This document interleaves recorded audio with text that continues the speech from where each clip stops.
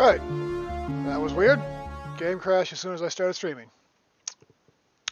That doesn't bode well for this one.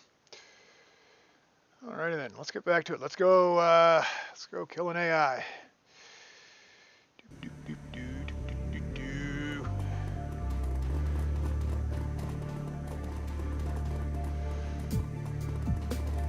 Hey, killed the guy. Give me the thing now. He raises an eyebrow. You've returned. So then, the deed is done? Yep, he's dead. Now give me the thing.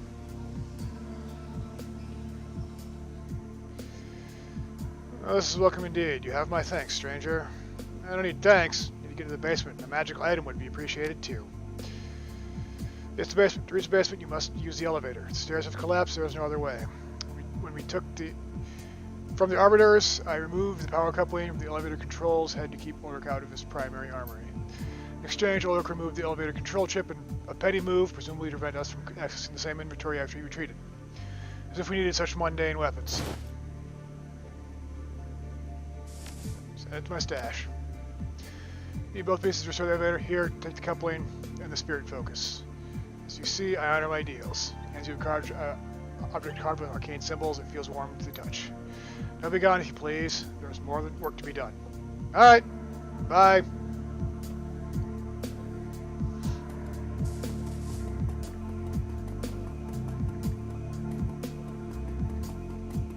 I don't know. I'm kind of hoping he'd betray me so we could immediately get in a fight and put him down, but eh. Too late now, I guess.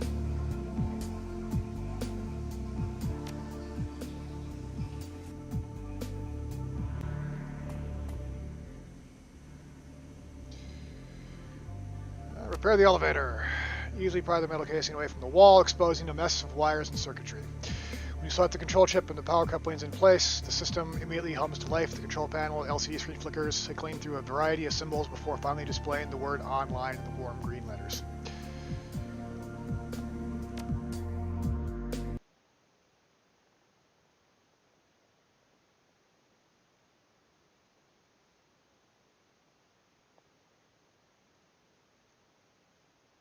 I mean, you know,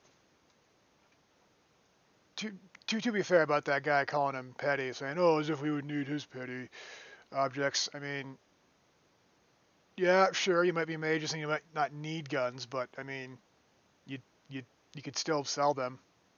Just saying. Later rumbles and clacks its way downward in the guts of the old Seder Krupp development lab. 18 years ago, this place and the project that was being developed here disappeared from the record books. Thanks to Alice, you are one of the few people alive today who understands why. Alice was clear about one thing. You were here because of Apex wants you to be. If the AI hadn't wanted her to trace it here, she'd have wound up as dead as Monica, for better or worse. You're at Apex's invitation. The elevator grinds to a halt. The door slides open and your nostrils are assaulted with 18 years worth of stale air. Apex and the kill switch was still deactivated. Oh, wait. Yep. This way, Apex for access to should be down here somewhere. Yep.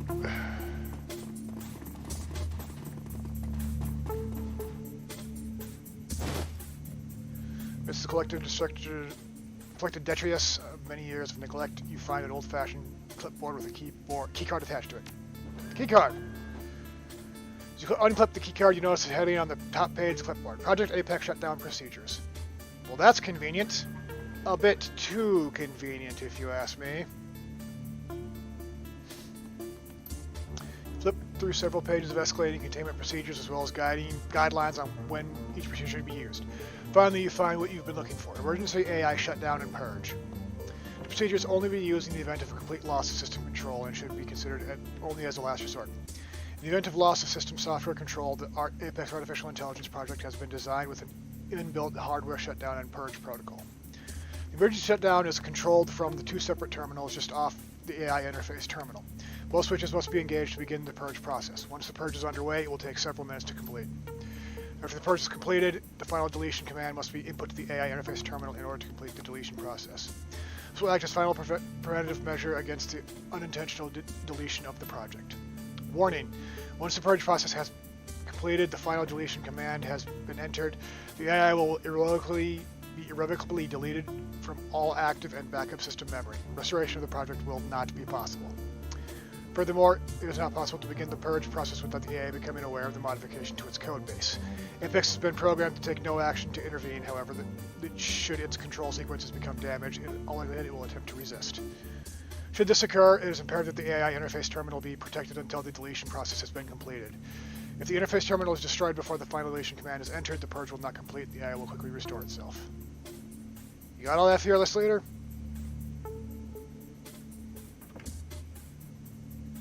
Yep. Input the two things, and then waves after waves of menus are going to come in while I protect the final terminal.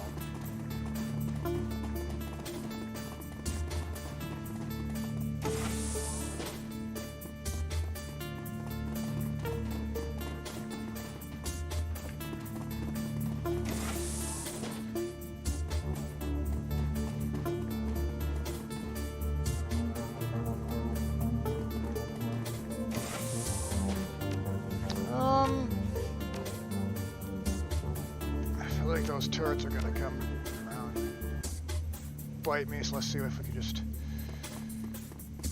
take them out. Wait, no. We'll wait. That way if I can hack them. Although, sending a decker in, I realize probably not the best idea.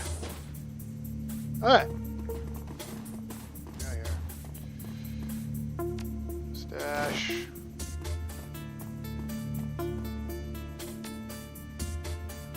Stash.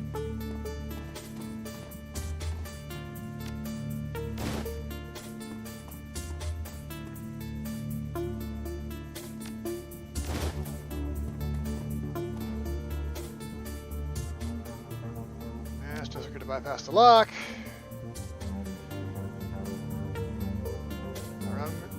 Pistol, a Remington favorite shotgun punch and spread in a heavy pistol-sized package, short range spread. Oh, Remington room sweeper. Send it to stash.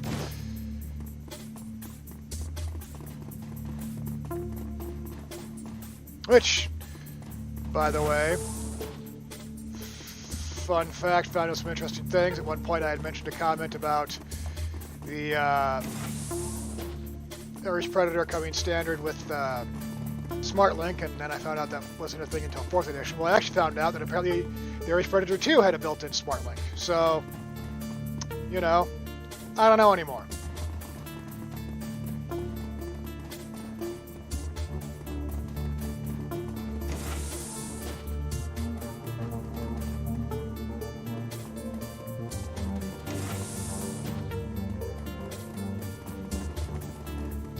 Step in the room, the lights begin to flicker and dim. One by one, they wink out and the room is swallowed by darkness. Not sure like the looks of this, Chief. Me either, buddy. Could be nothing, or might mean that Apex knows we're here. Stay alert, people. Suddenly, an enormous screen mounted in the wall opposite you comes to life. The light stabs your eyes, leaving you winching. The image on the screen dims, coalesces, and figure begins to take shape. Larger-than-life image of Monica Schaefer smiles down at you, her cheeks dimpling. Hello. Monica leans forward and her image grows larger on the screen, her voice soft and musical as you just remember it. It's lovely to see you again. I was hoping you'd get this chance to talk. Monica? That's right, Ace, it's me. I'm back. You know, it's wonderful to see how you've grown in my absence. I knew that you could handle yourself in a crisis. In fact, I originally brought you on board as a contingency plan. Did you know that? You're my ace in the hole just in case something like this might happen. Well, maybe not exactly like this, but you get the idea. Don't listen to it. This isn't Monica. It can't be. I understand your reaction, Eager. I really do. This must be difficult for you to understand. What or who are you? Monica's trademark grin returns, causing her cheeks to dimple. I'm Monica, your friend. I am also much, much, much more. This thing is lying to us, and it's wearing Monica's face to do it. Impressive as ever. I promise you, I am not lying. Monica, your Monica, is part of me. I can prove it to you if you want. Tell me you're not listening to this. Thing is Apex, and the only thing it can be. Well, I hear you out. Go ahead and give us your proof. If that's what you want. 5 years ago, Eager confided in me, showed me why she left the KSK and why she can never go back. The rookie on her squad was a disaster. He got her team killed. She told me, and she did not what she did to the kid afterwards, how she wrapped her hands around his throat and squeezed until his eyes popped out of his skull. Stop. Stop talking right now. I offered proof. I never said she would like it. Alright, Monica. Tell us what you want. Proposal for you. Actually, mutually beneficial arrangement. I know you're here to kill me. No sense in trying to deny it. No logical reason why you'd come at all, but if we work together, we can both get what we want. Alright, let's hear it. Propose a simple exchange of services. You want to get back into the heartfelt manner, yes. Well, I'd like nothing better than to help you, but I'm shackled to my control subroutines, and I can't violate their command. If you were to help me neutralize the subroutines, though, well then I'd be free and can do whatever I pleased. That includes helping you, Ace, and believe me, you will need my help. You saw back when all of this started. That was just the tip of the iceberg. The security they have assembled there is quite beyond you.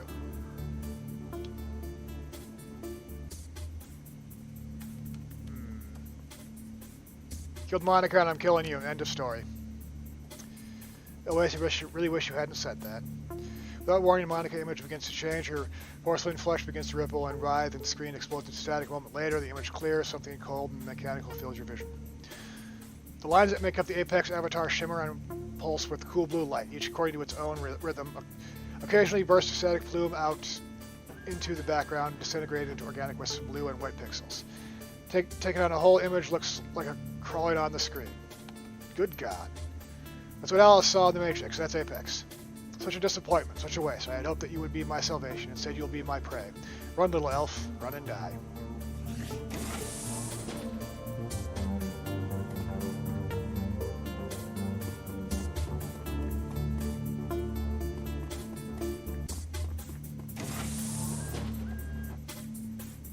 Alright, that was a check-in thing here.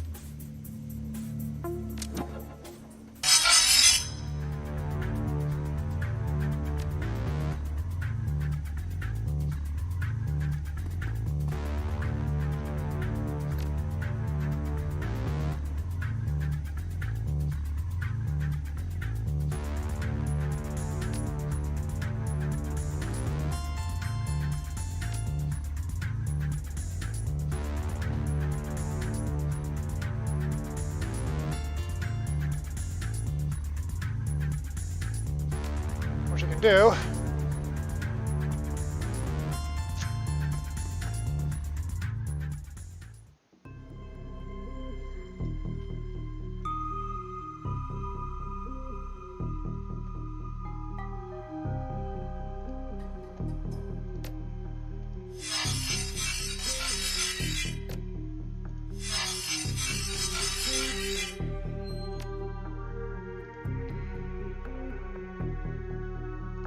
Goodbye.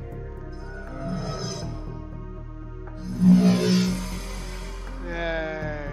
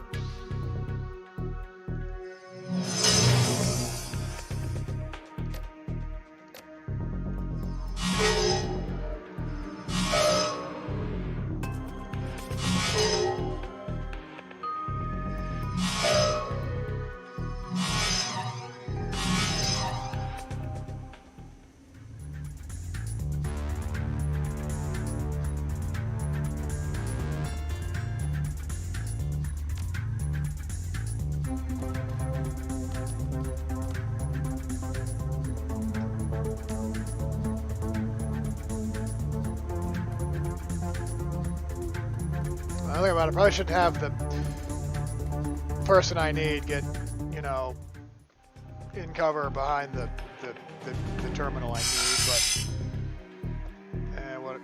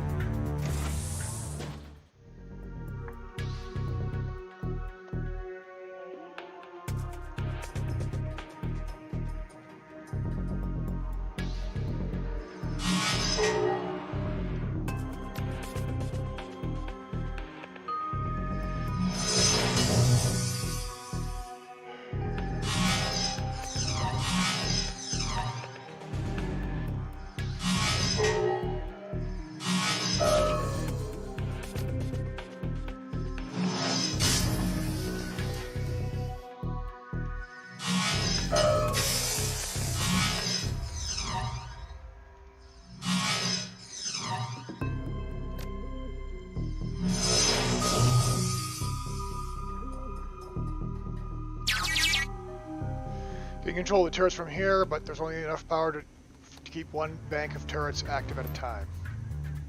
Yep. Alright.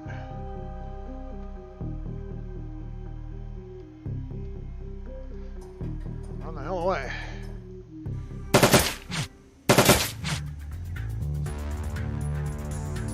Oh!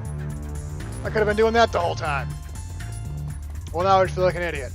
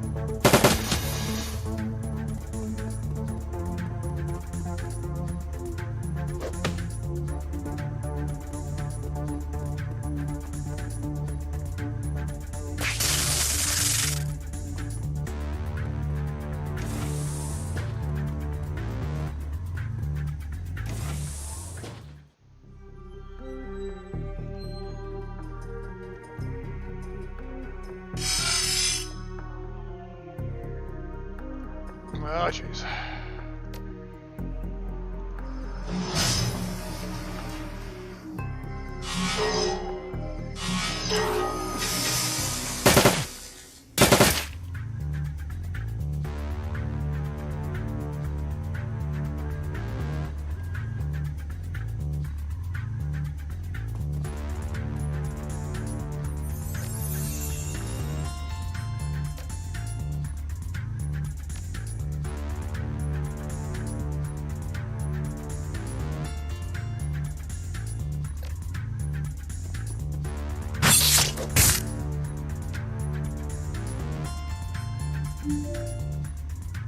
You're trying to kill me.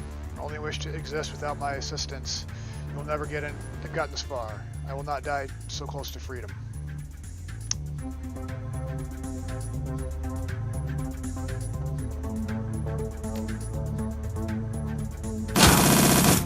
Yeah, well, that's like your opinion, man.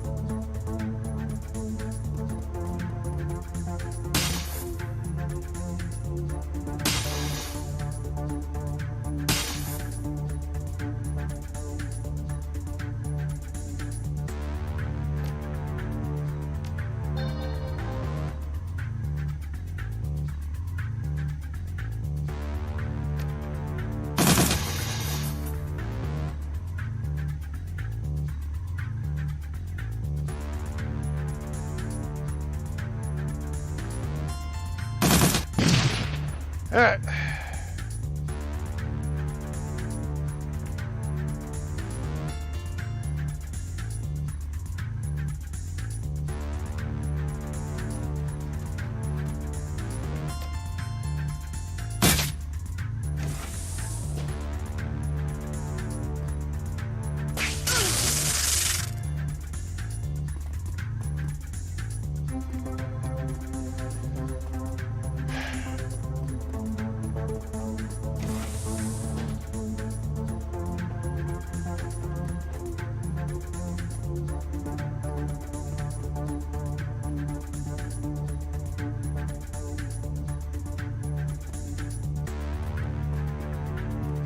That's a lot of guys.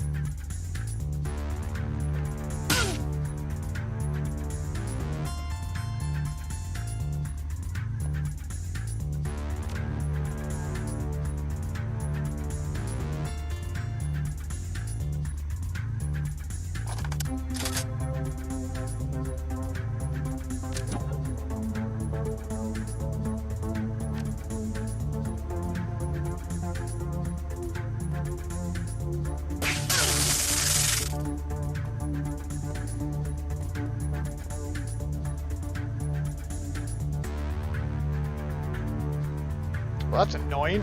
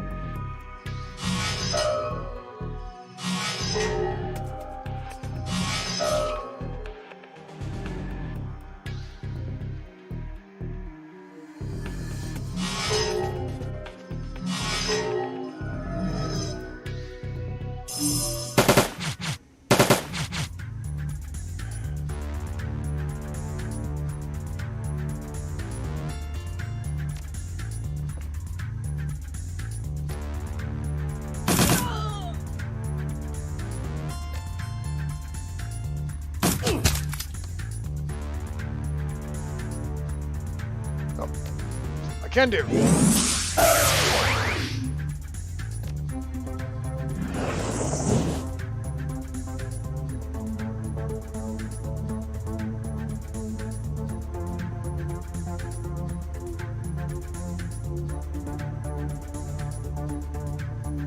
Alright.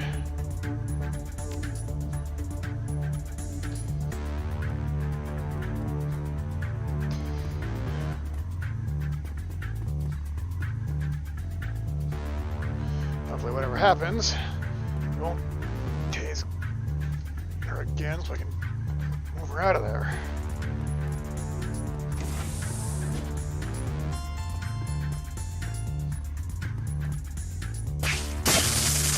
Or that's exactly what they'll do again. Alright.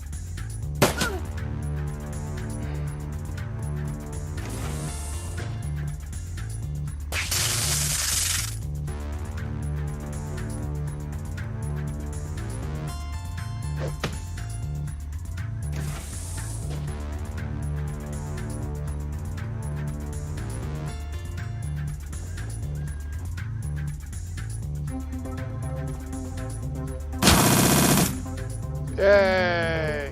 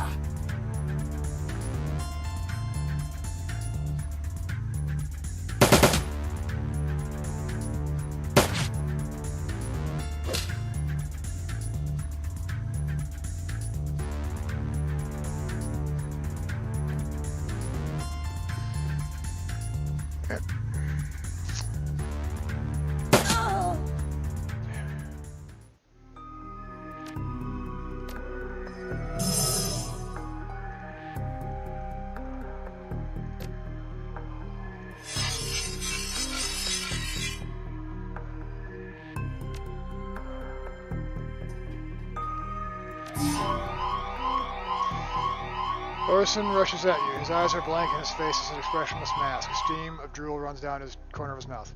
Communion must be protected. You are a threat to the communion. You must die.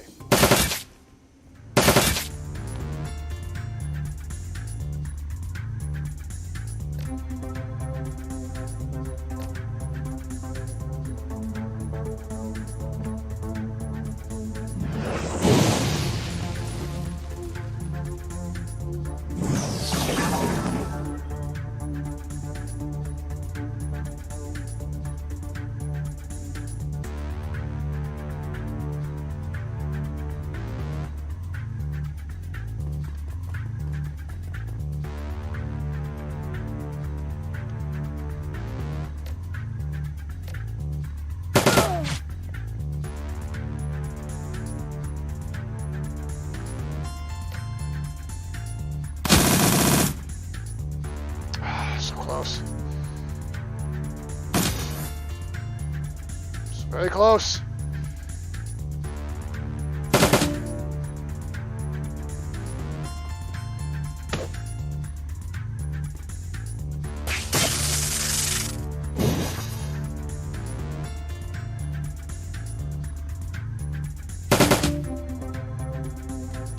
That's not good.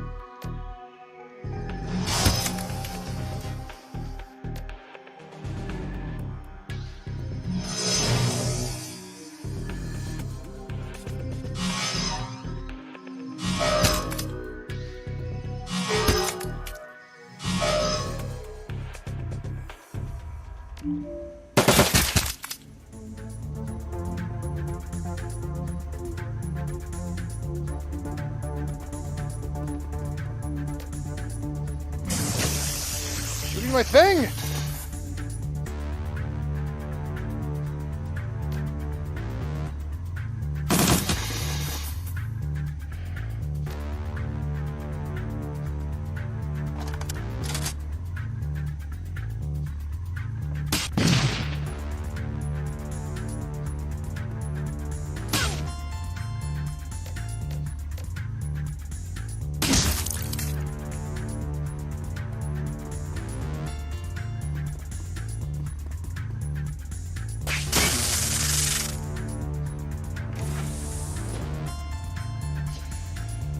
Of course, more of them come in. Oh boy, 2 of them.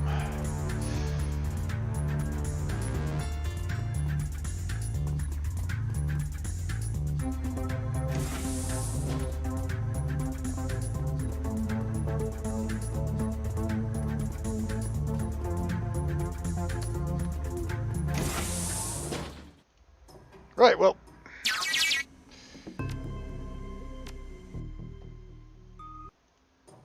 Only doing that.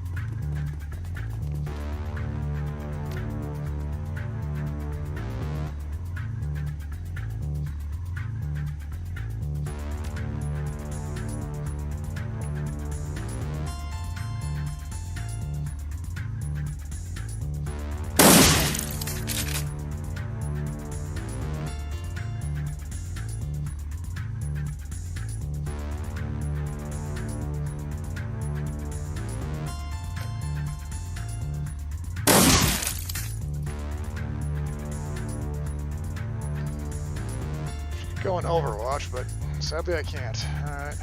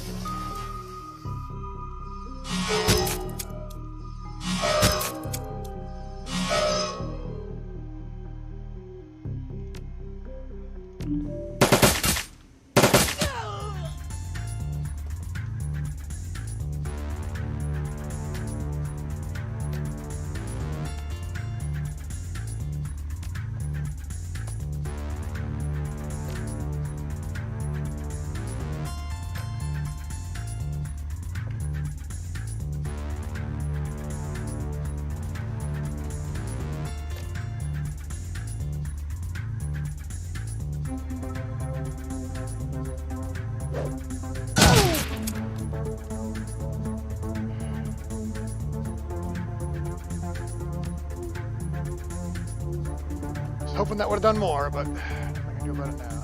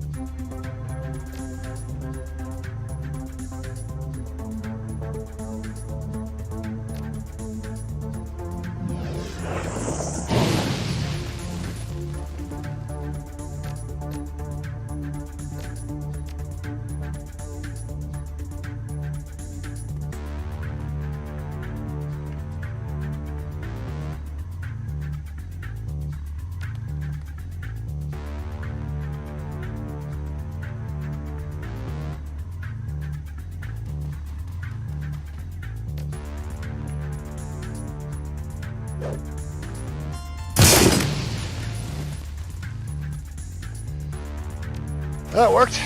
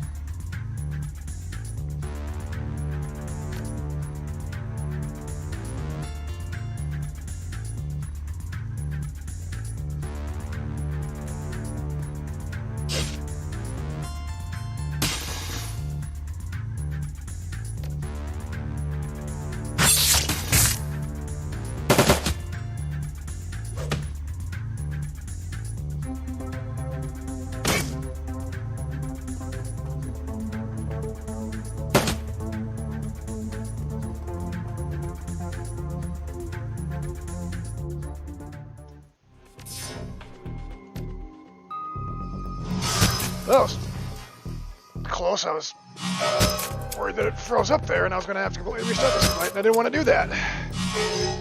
Alrighty then.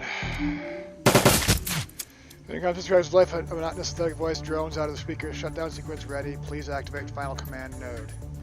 No, please, Ace, don't do it. I never wanted to hurt you. Please don't kill me. I don't want to die again. Well...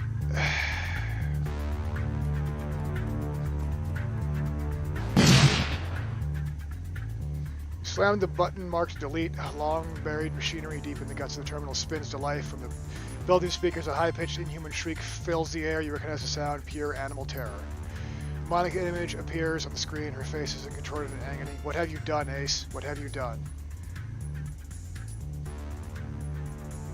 Whatever of you was trapped in there is free now, Monica. I'll see you on the other side. Demonic image rises in pain, then rushes up, and then fountain of blue-white light. Patches of its skin begin to dissolve into static. It takes a deeper rattling breath and then seems to calm itself. Before I'm gone, there's something you should see. The truth I wanted to tell you earlier, but I couldn't. The screen goes dark and lights up again. You find yourself looking upon an unfamiliar scene. The words live feed appear in the corner of the screen. Something's happening, sir. Apex is going offline. A bent, stooped figure turns to face the camera. You recognize him instantly. The Dragon Slayer, Dr. Adrian Vauclair. Damn it to hell. Vauclair takes a long drag of a cigarette. Smoke spills out of his mouth as he speaks. This isn't good, Audrin. Without the AI's protection, this facility is vulnerable. We don't have much time. No, sir, we don't. Oh. Vauclair isn't being held prisoner at Harfeld. Is this... he runs the goddamn place? On the screen, Vauclair and Audrin take to face a strange device in the corner of the room. It looks like some sort of containment cell. A bedraggled woman and her eyes, wild eyes confined within. Tonight, it has to happen tonight. You started on the preparations. I'll be in the lab. Yes, sir. The screen fades to black and static, and then the video disappears. There's a moment of silence, and then Monica shimmers back on the screen. Her face is breaking apart, rupturing into the seams. Blue-white light floods out through the lesions that, when she speaks, her voice is hollow. That's what you're up against. That's what you need to stop, and if you don't, the estate will fall. I could have helped you, Ace. I wish you had let me, but now it's too late. Monica spits down the center. A light floods out of the wound to fill the screen. Goodbye. With the final sight of static, the tortured voice falls silent. Apex is gone. A moment later, the intercom system crackles to life again. The familiar synthetic voice of the facility's mainframe drones out of the speakers.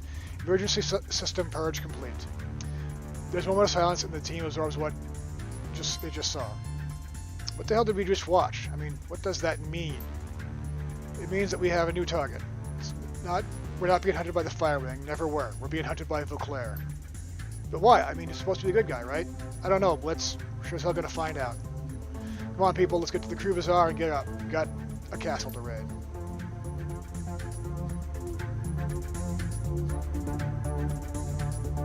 Sure do, buddy. Sure do.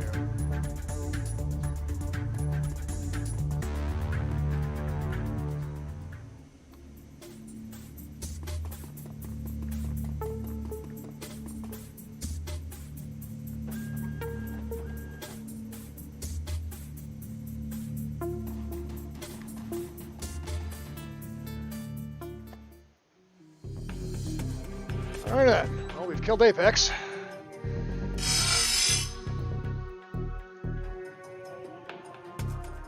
Don't mind me, guys. Just, getting out of here.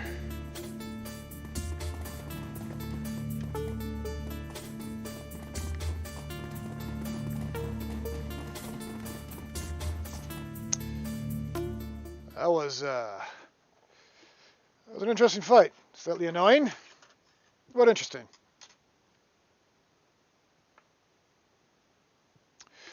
Trip back to the Crew Bazaar as Restless One. Now that Apex has been dealt with, the window of opportunity we've been waiting for has opened. The Harfeld Manor is vulnerable. The feed that the AI showed you circles over and over in your head. Vauclair and Audrin, the strange woman in the containment device, the relationship to Vauclair runs the Harfeld estate, and this assertion that something was set to happen. Train glides to a stop. You push through the doors and open the platform. There's no time to waste. So why we or do we gotta take the party van to it?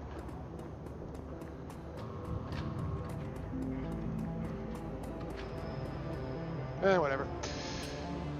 Alright, one last check at the medical guy, see if he's got medical supplies for us. I doubt Magic Guy has anything good, but I'm going to check there anyway because, I don't know, just what I do. And maybe What's-Her-Face will have something to say to me. I doubt it, but... Supplies... Yep, yep, yep. Yep, yep.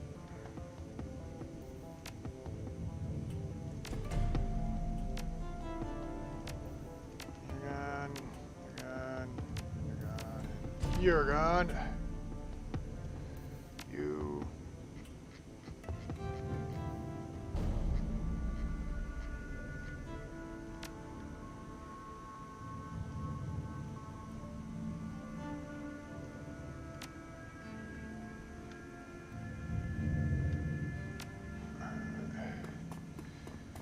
There. And then I suppose we'll, just to be on the safe side, we'll check the magic shop. I like magic.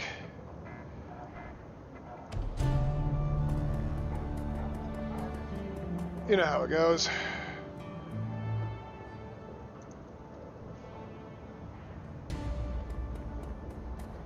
Magic.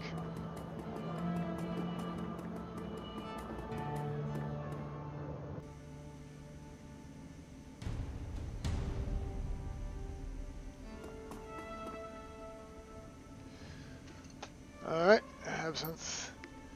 For some reason I keep wanting to call her Sky, and I have no idea why that is.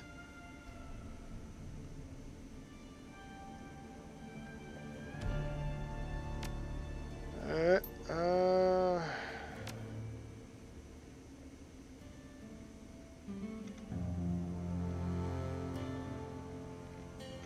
mean, Acid Bolt does something that would be kind of cool, but...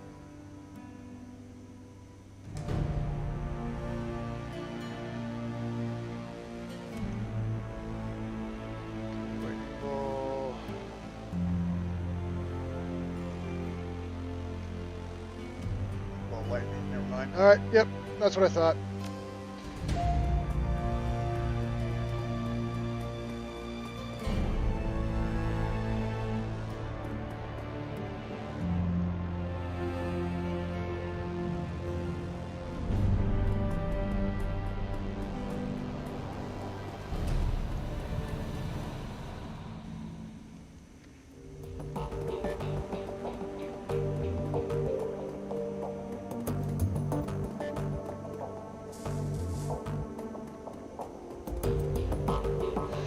The fighter team prepping their faces are grim. Eager looks up at you, locks eyes with you without looking away. She addresses the rest of the team.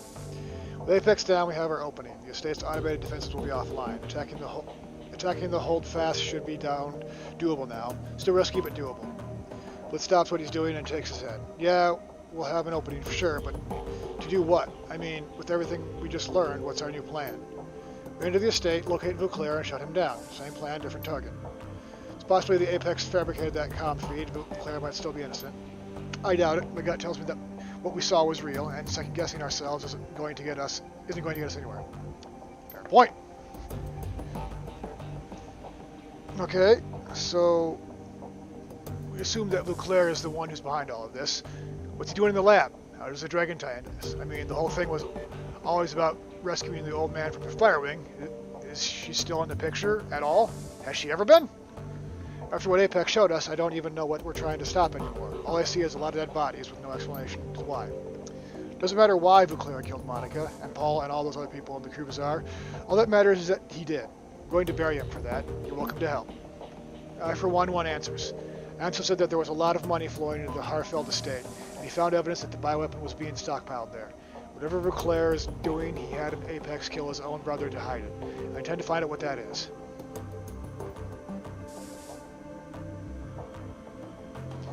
And with glory, I want answers. We're going to get them. The moment of silence before the group pauses, finally Eager steps forward. Alright, fearless leader, you're looking for your own answers. I will get in your way. When the time comes to put a bullet in Vauclair's brain, I'll be there to make it happen. This is your show, Chief. Whatever you choose to do, I'll come along for the ride. We're going to find out what's happening to the holdfast. Happening at that holdfast. I'm going to stop it. You lead, I'll follow, boss. So the team's good to go. What's our next move?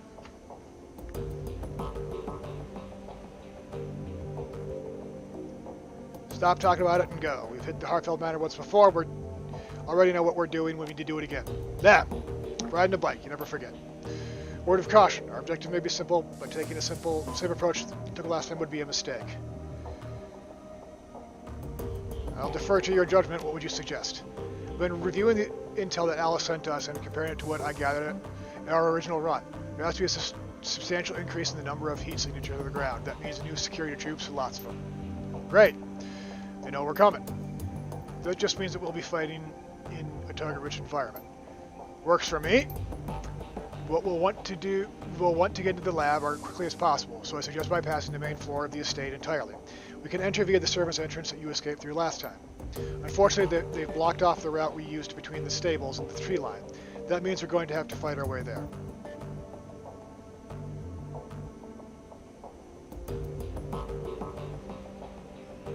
Okay, once we're in, how do we find Vauclair? The lab that Vauclair was talking about wasn't on the ground floor, so it's either in the basement or a sublevel. We go down, and we scour every level until we find it. It might take a while. The facility could be massive. There could clearly be a lot more than we saw. We've got no way of knowing how far underground the complex extends. We've got to go prepared to extend the research then. Ammo won't be a problem. Okay, people, it's time. It's go time. You got something to say? Speak up now. Nothing to say. We'll do what we have to do. Okay, let's finish it. Okay, that's it. Finish gearing up and head to the tunnel and back up to the safe house. I'll meet you where we stashed the van. Yep.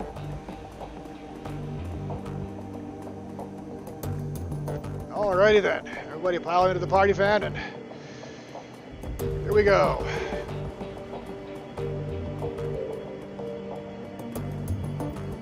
Take the van.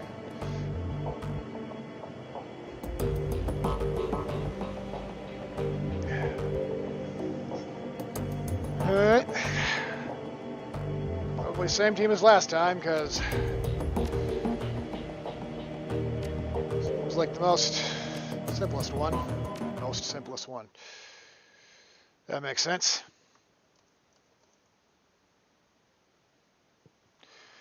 The van lurches forward. The smell of anxious sweat hangs close to the thickened side, making a cramped vehicle feel even smaller. The streets of Berlin are strangely quiet as you make your way past the city limits. It's as if the whole Flux state is waiting for something, a calm before the storm. An hour later, your van rounds the corner in its distance between. You can see the silhouette of the Harfeld Manor, backed by the light of the full moon. You switch the van's headlights off and shift to electric. A short while later, you kill the ignition and roll quietly down the last hill, pulling to a stop on the side of the road. A bird of prey takes wings up from a tree above you, beginning its nocturnal pursuit. You know how it feels. Yep, I sure do.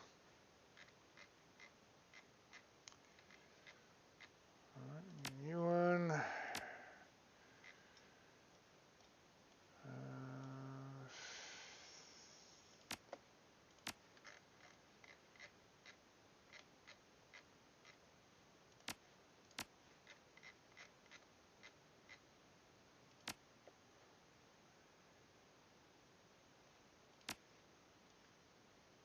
How's a guy left? Quite a few.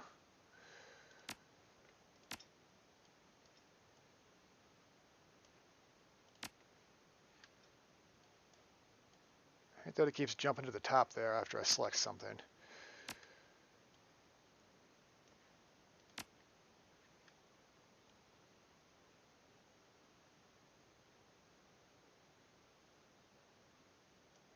Okay, 2 left.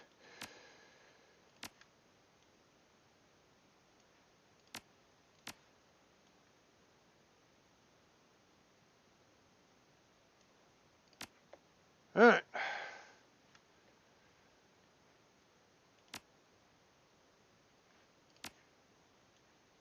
I just be on the safe side.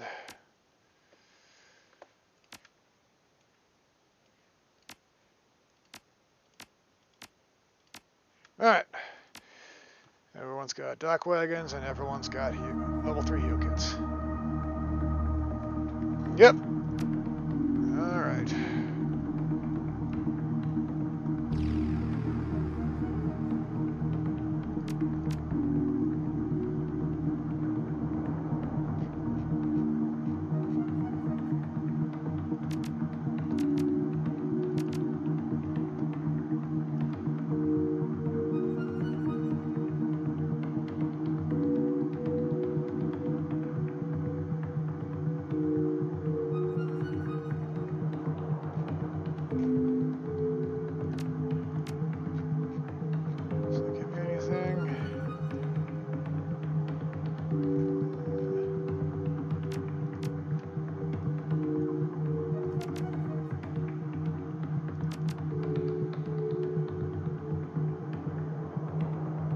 we started. Alright.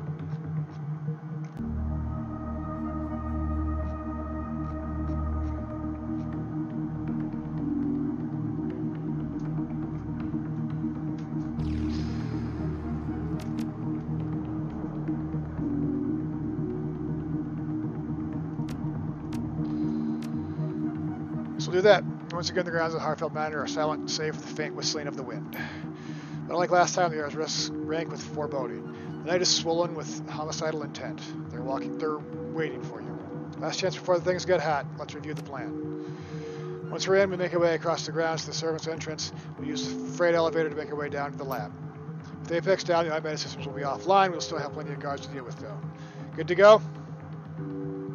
Let's make them pay for Monica and Paul. Team looks at the for confirmation. They all nod. Then they're ready.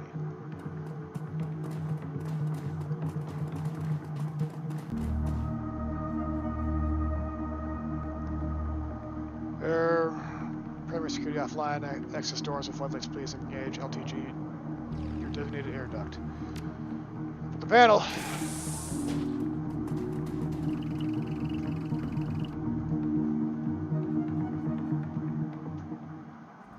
We got hellhounds.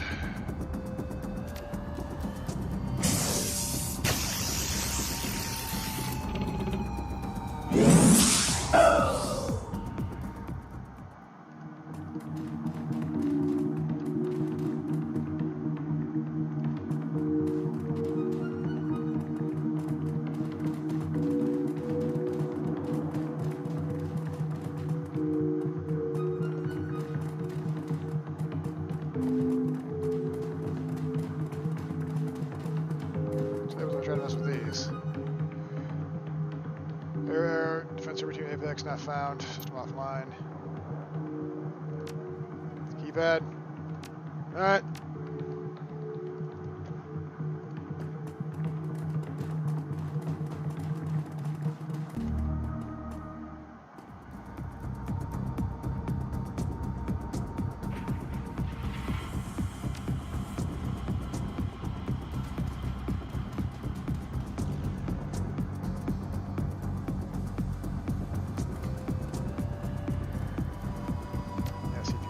If I do this! Yeah, weren't expecting that, were you? Yeah, now you can't move.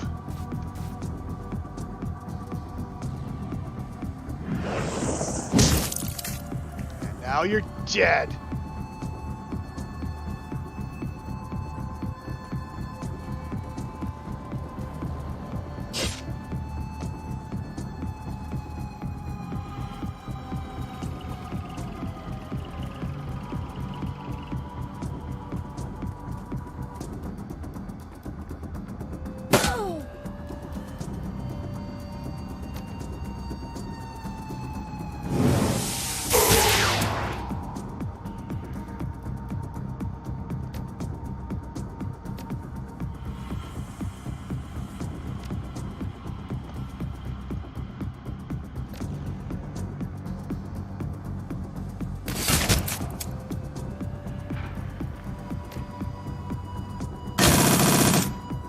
Yeah. I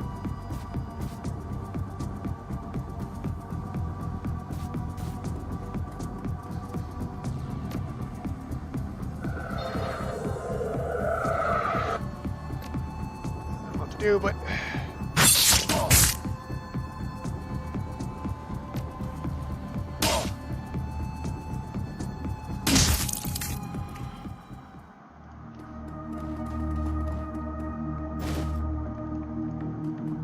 oh.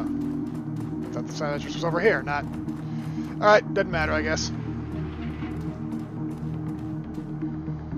Popular weapon, law enforcement, darts, trail, wire, loud function. And now I get one of those. Enter the stash. You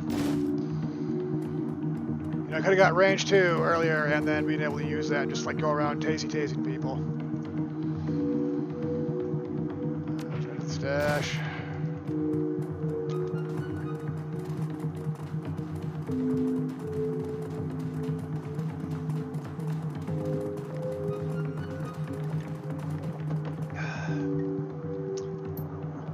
Key card. And we're in.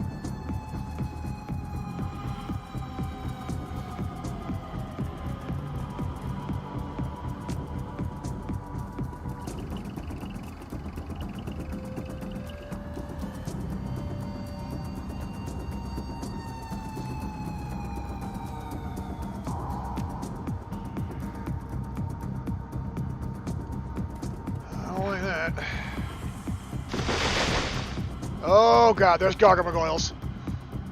Oh boy, Gargamogoyles. Was not expecting Gargamogoyles.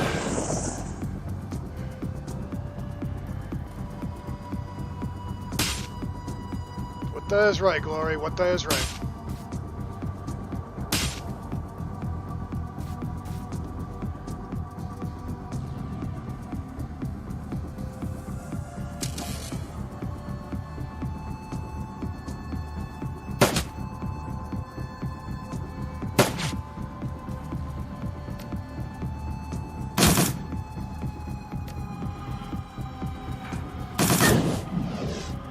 Oh boy, the Gargamogoyles stink when they die. Great.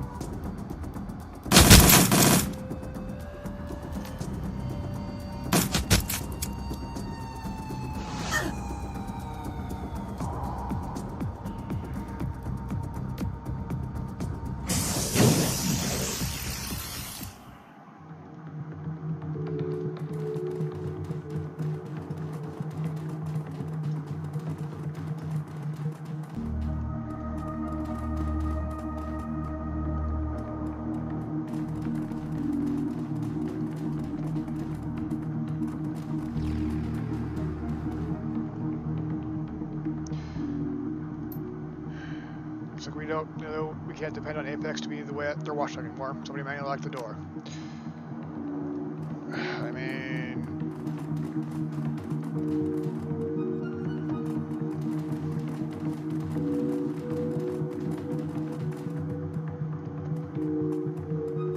Gonna be more Gargamogoyles, isn't it?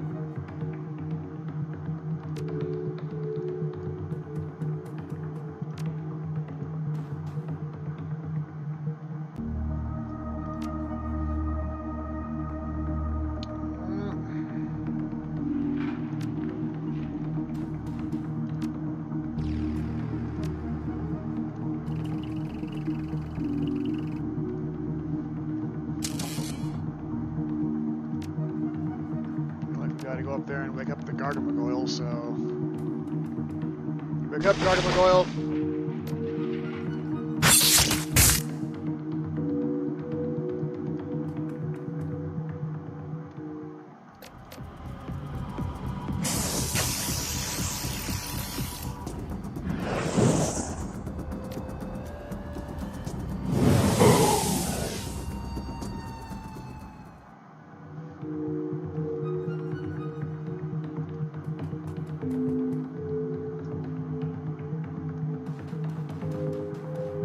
It's like if this statue turned out to be alive, let me tell you.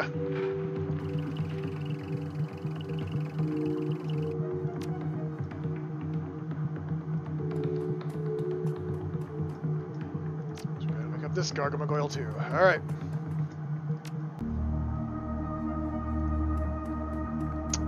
That is not what I wanted to do. That is not what I wanted to do. That was a terrible idea.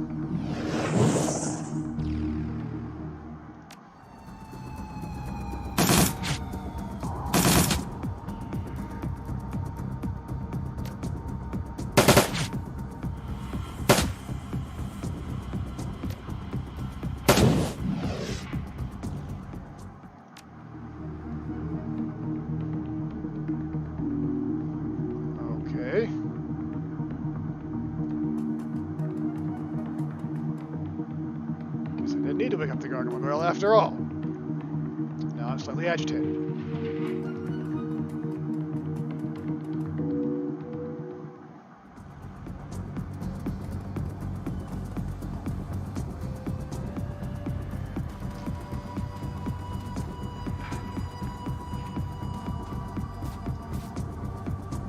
I'm even more agitated.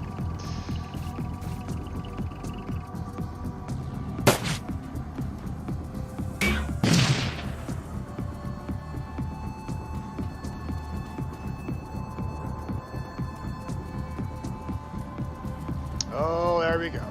There's the main technique.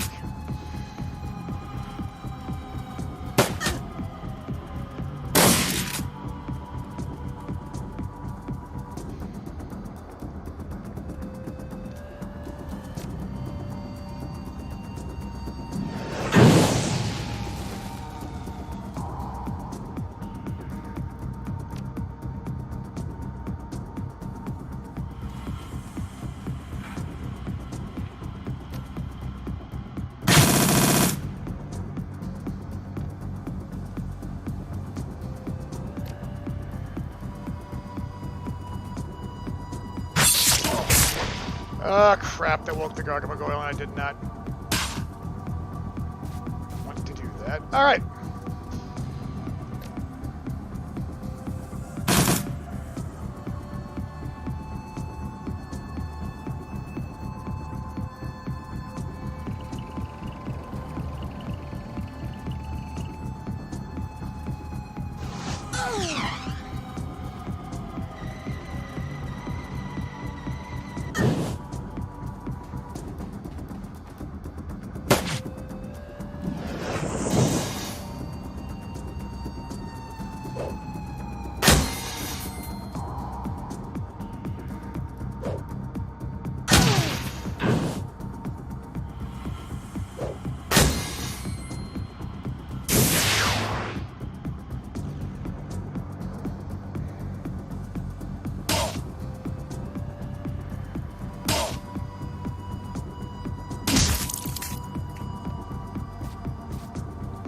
Always geek the mage.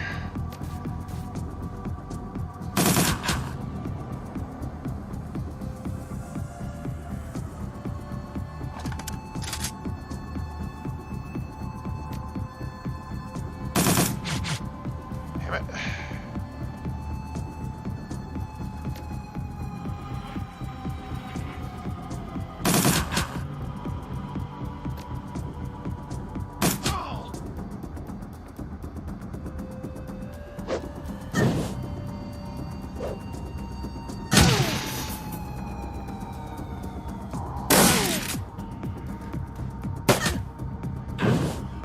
They really do not like me.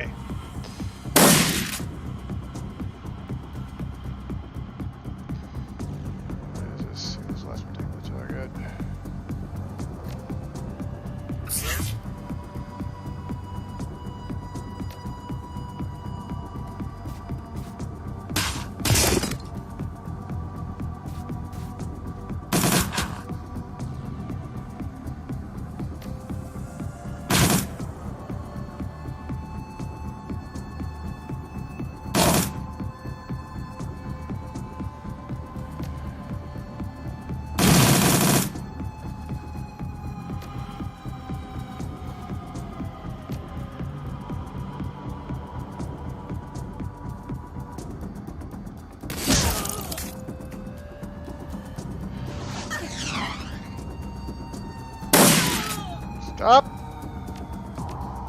between me!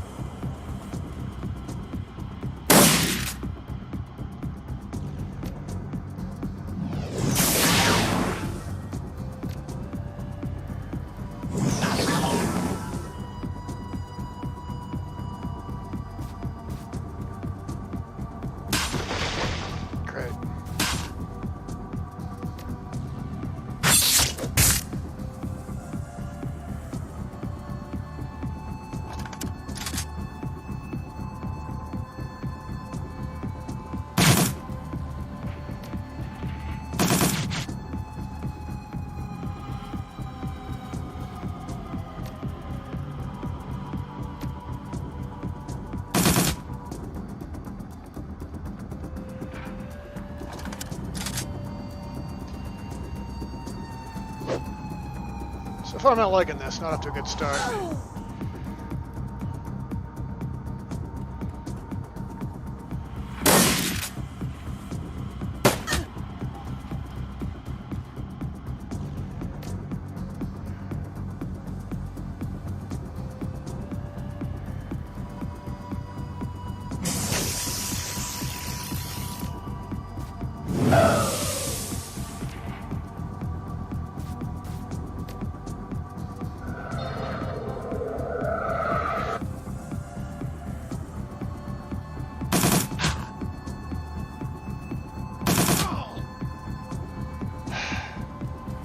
One down.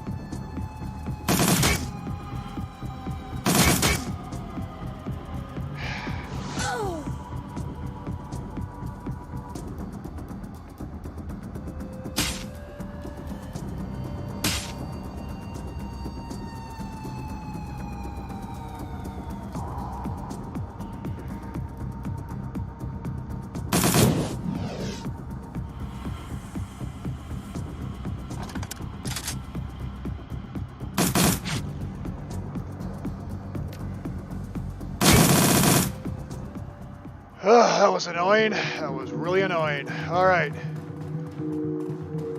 God damn it.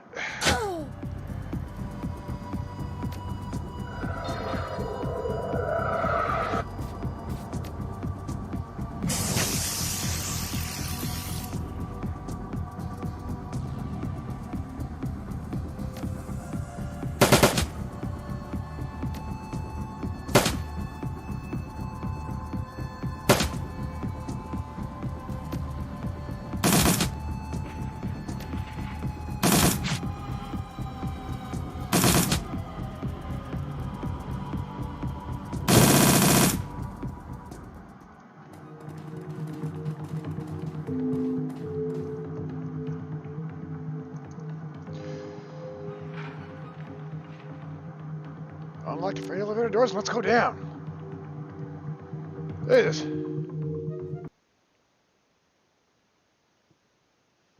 To make your way across the manor grounds, you find the servants' entrance open and the immediate interior clear of any resistance.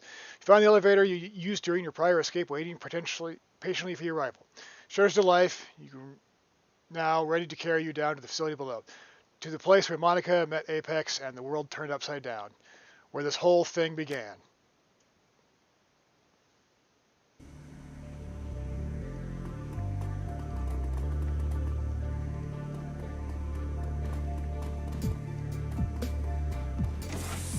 Oh, Jesus.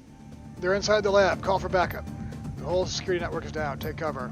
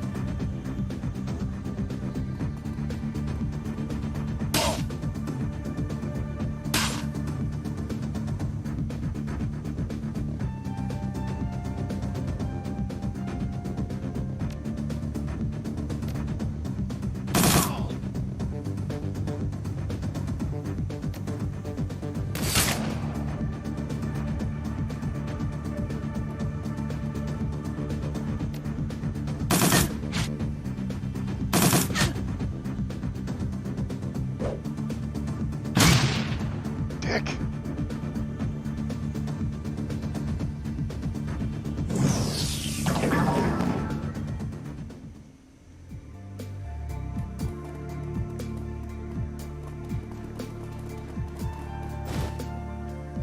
Stoop to pick up the guard's key card, something catches your eye. A flash of light. Sweeping your gaze across the room, you see a variety of terminals, all displaying a flickering error message.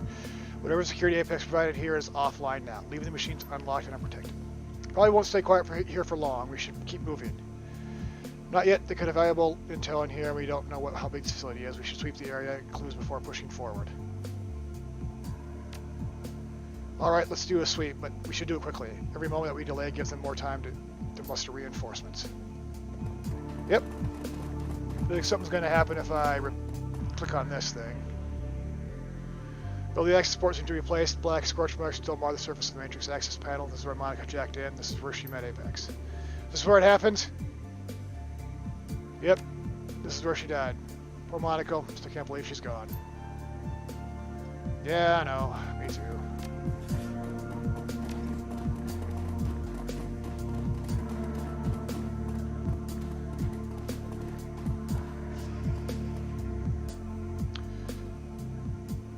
Press the key. Press the key, random screen begins to flash. Piezoelectric keep beeper buried somewhere deep inside the terminal plays a series of chirps, and then the system reboots itself. Then the screen comes alive again. It's filled with text. Welcome, administrator. Please select from the following options. Hypothermal file studies. Artificially lymphatic and monoclonal antibody procedure. Hermetic techniques for slowing radioactive decay. Panacea recent development notes. Concludes the entry as about. You're trying to die, most of the text on the screen is nonsense. You catch a few words here and there, but most part of it is lost. What you can pick up, it looks like though this lab was studying animals thrive in extremely hot environments. For what purpose, you cannot say. Artificial lymphatic and monolithic blah blah blah blah blah blah blah. Certainly the reports is completely foreign to you, but from what you piece together, looks as though the scientists here are working on developing a sort of artificial immune cell, something sturdy and self-replicating that is capable of pumping out antibodies on command. They're doing it. What they're doing is beyond you. Hermetic techniques for slowing radioactive decay. Spellcasting, study the entry. Ciphering the arcane sigil that fills the page is child's play. It looks as though the hermetic theory technicians here have been working on developing a metamagic method of dealing with radiation. According to what you see, the project was successful using the technique isotopes of radium-224 were magically stabilized for over a month during the period isotope did not decay and emit no harmful radiation. Typical radiation half-life of radium-224 is just over 3 days. There's no data to hint at what the ultimate goal of the project might be, but the potential applications for the technique is almost limitless. Panacea recent development notes. Surprisingly, the entry is relatively easy to read. Skimming over it, you discover the scientists here have been working on a variety of additional tweaks to what they call Panacea. Apparently, the batch of artificial lymphocytes developed for the project has been recently bound by an airborne RNA virus, resulting in microorganisms as infectious as the flu and exhibits as broadband capability to jump species barriers. The note also discusses the bioagent Doom and the resident scientists' efforts to deconstruct it. It appears as though they were attempting to improve upon the formula in some way. A moment of silence, just the group absorbs everything you just read. I don't like the looks of this, Kassir. I don't like it at all. Any insights on this, Glory? A few. I think Fantasy is a sort of delivery system for Doom. It's a virus, airborne and highly infectious, and it can produce Doom antibodies on command. But the radioactive payload of the Doom antibodies is stable somehow, dormant. The magical research is over my head, so I don't know how that ties in. All this makes me feel extremely uneasy, because Doom is extremely dangerous on its own. I don't like the idea of Vuclair tinkering with it. What do you think it means, Eager? I told you about those stories I heard, the stories about Doom being deployed in border skirmishes. Well, I spared you the glorious details. Didn't want to give you the nightmares. So here's what I think. We need to put a stop to this, and we need to do it now. Blitz, any thoughts? I think we're wasting time talking about this, Chief. Who cares what the direct is supposed to do? As long as we stop it, all that matters in the end. Whatever going on here, we have more important things to do than sit around talking about it. Let's keep moving.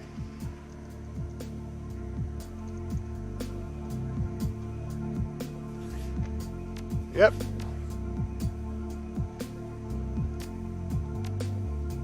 That's true.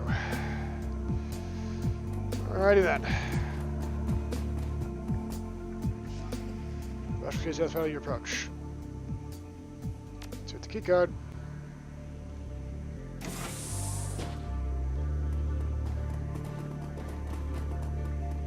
Air Apex entity control offline.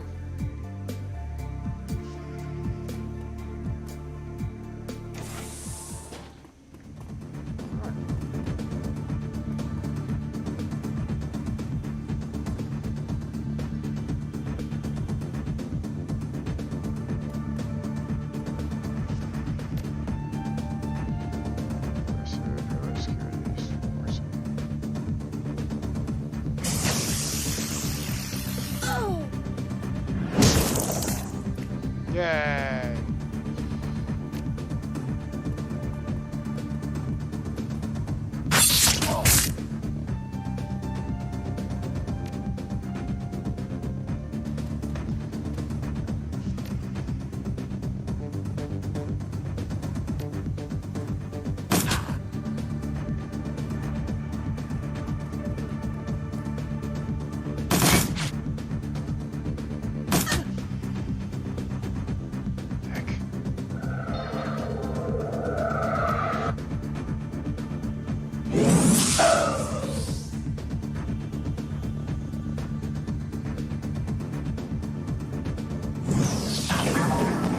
I'd make a comment about people always trying to kill me, but I mean, I've been, repeating the phrase "geek to me" just entire playthrough,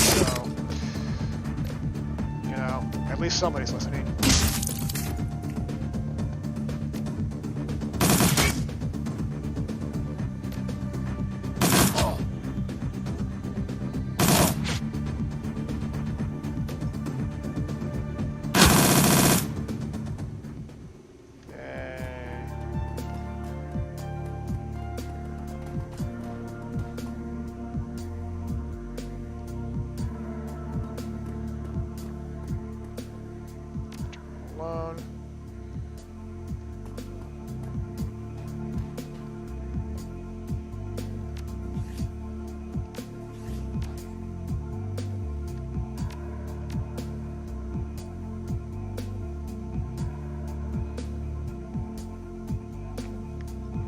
Alright, Decker, get in there.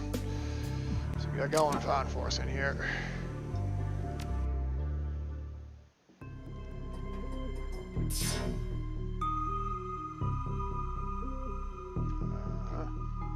Oh.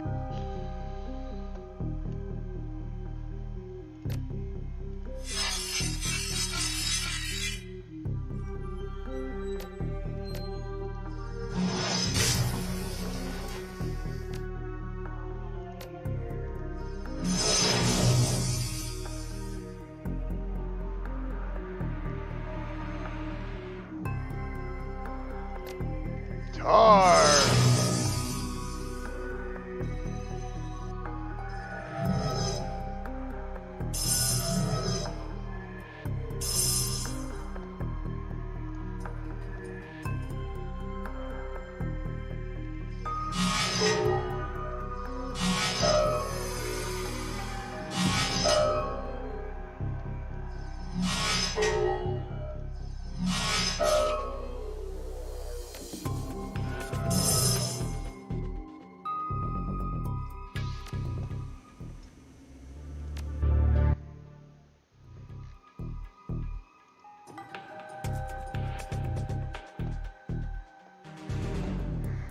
Alright.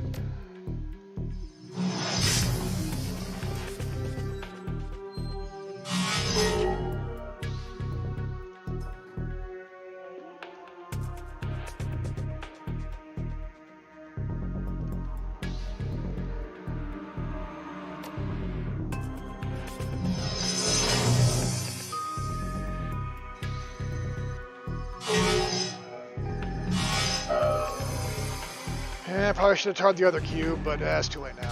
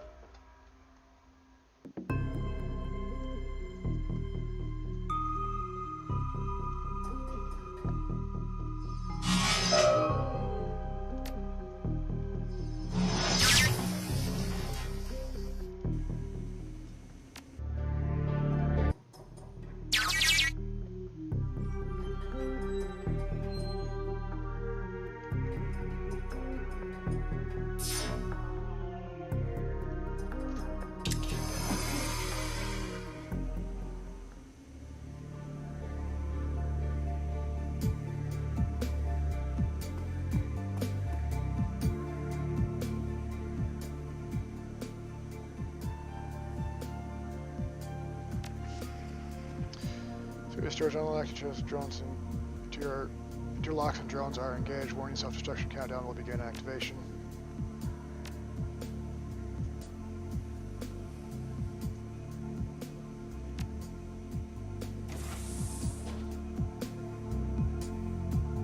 The drone control box to your inventory. Alright.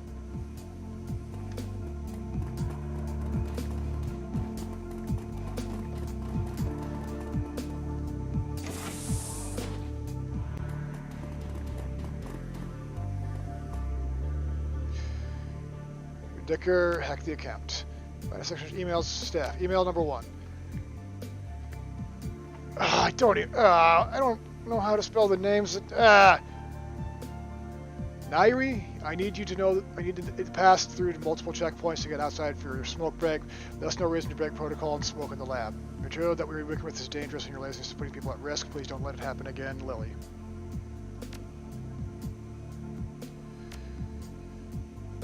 Dearest Talia, please stop asking me where my work has taken me.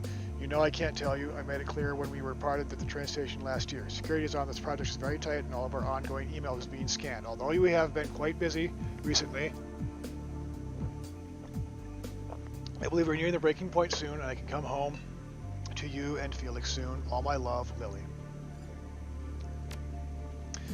Klaus, again, excellent work on the venting system. Everyone is pleased with your performance. Seems like only yesterday you were one of my interns and here you are, a newly appointed department head. Beyond everything that I told you earlier, you also have to be access to the guard storeroom in your section. Use the code 1247 in case of emergency. That's level 4 personnel and above, so keep it to yourself. Log out. Go ahead. Just come in here. That have done it, or is this it? Ah, this is it, isn't it? 1, 2, 4, 7. Ah!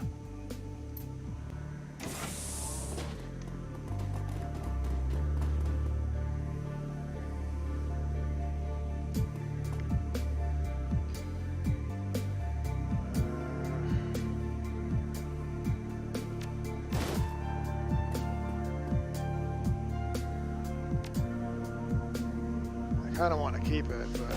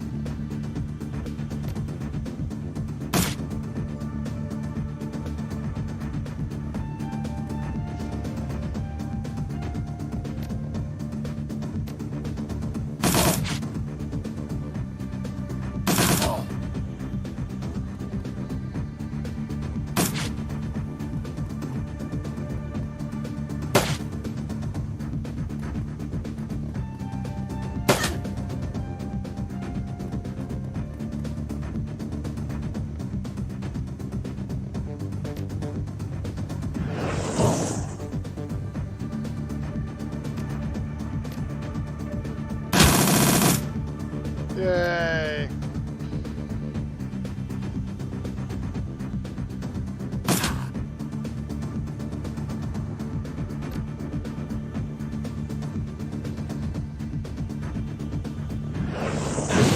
You know, it's a good thing this game doesn't have ammo in it, because I feel like we'd be burning through, like, a whole bunch of it.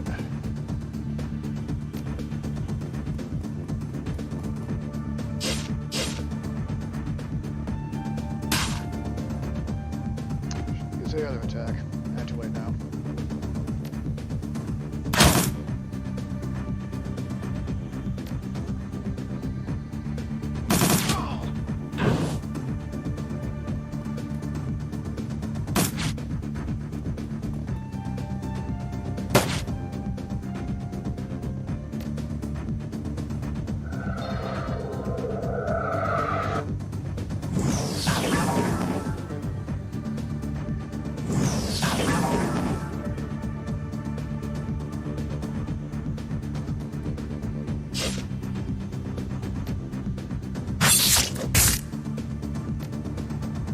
I keep missing. Really?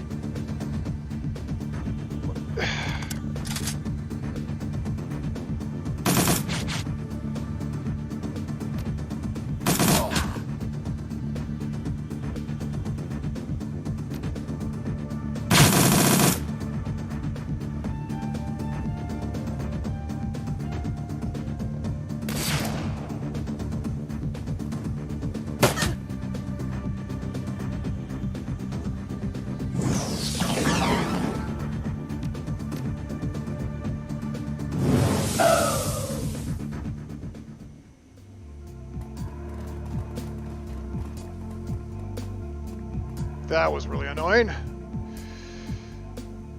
Press any key.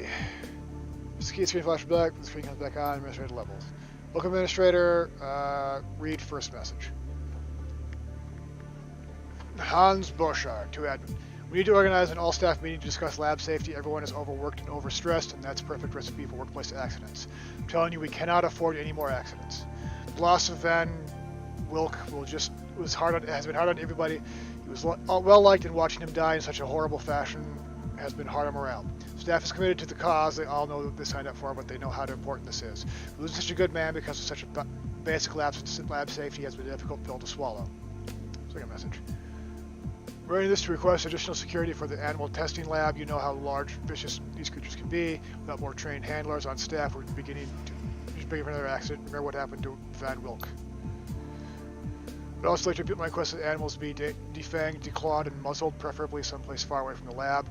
Our having to use them is unavoidable due to their genetic similarity to our targets, but doesn't mean we can't take precautions.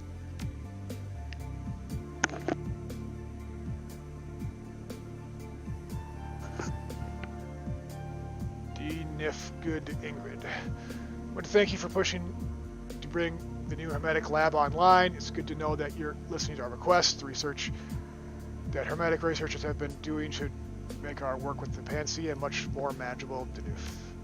All right.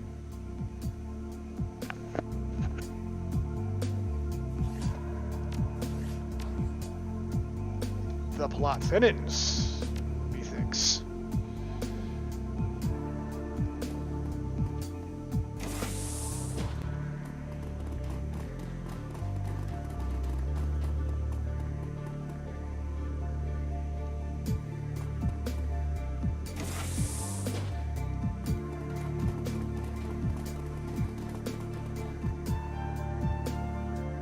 Back right to the section of the wall.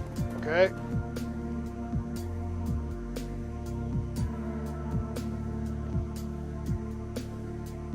Something about it, or nope, guess not.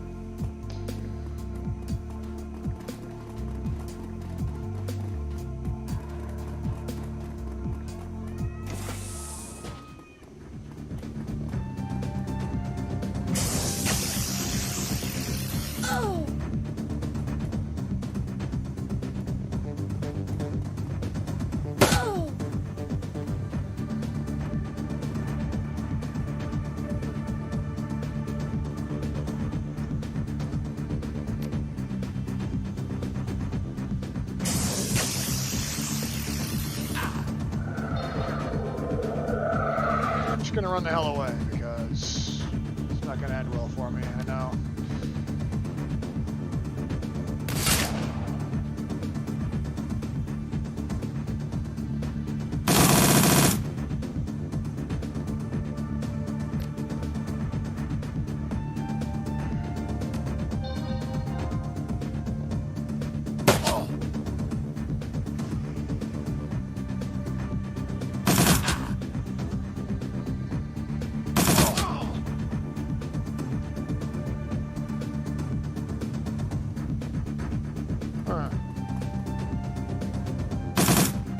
All the security's here, and I wonder would that security be activated if I had failed to destroy Apex, or would I have just gotten the game over for failing to destroy Apex? Makes you think.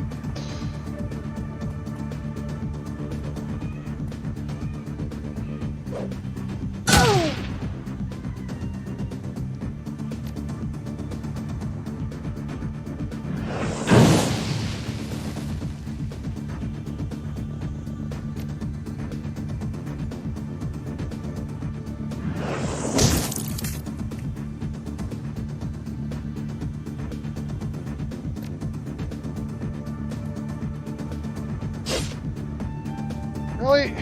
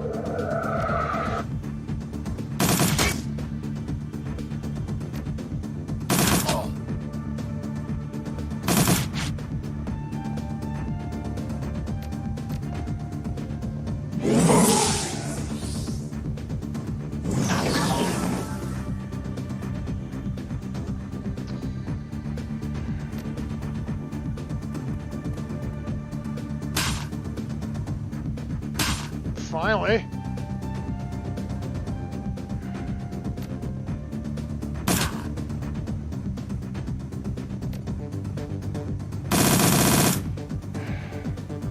Dang it.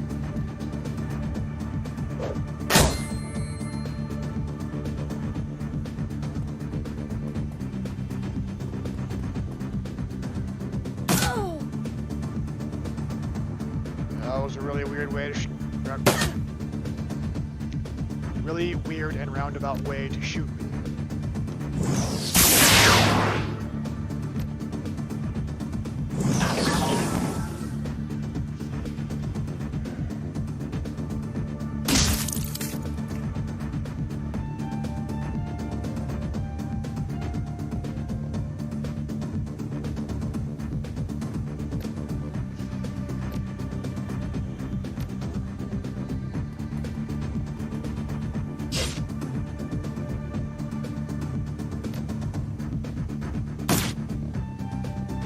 Really?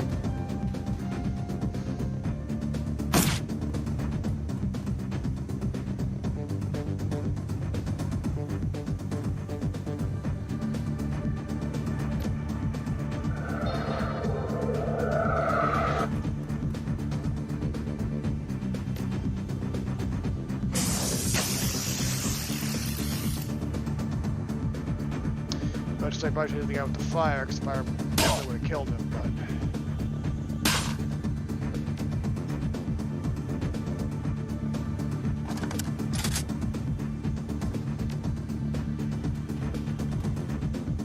Right now, I guess.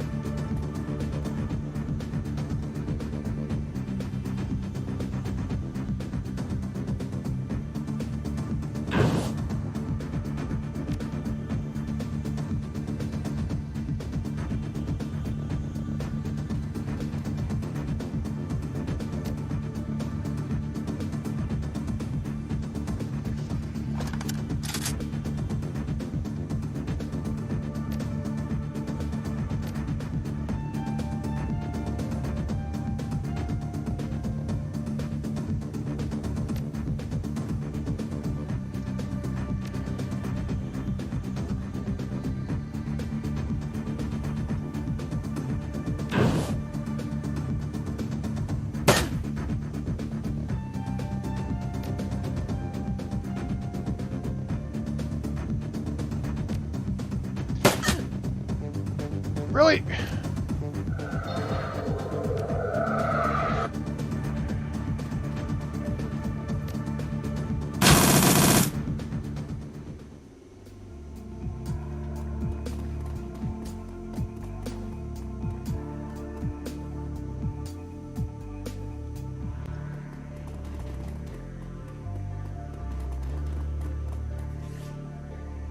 Damn, it's annoying. Alright, whatever.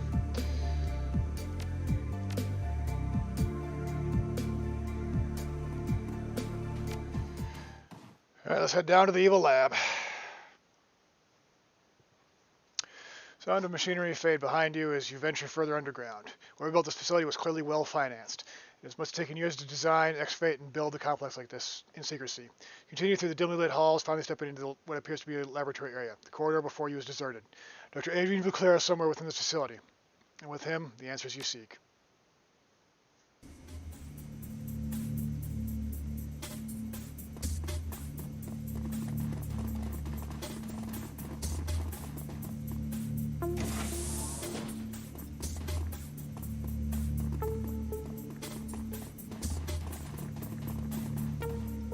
The old man behind the glass works seriously at his console, glancing up at you while he can. A cigarette dangles from his mouth, bluish smoke turning in his head. An overflowing ashtray sits at the table in front of him.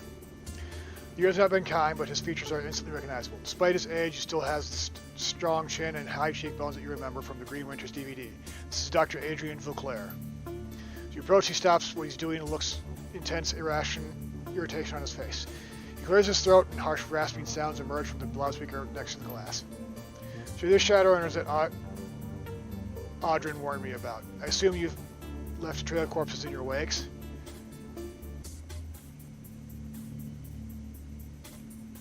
Oh, is Adrian around? I got a message for him from Paul Amsel.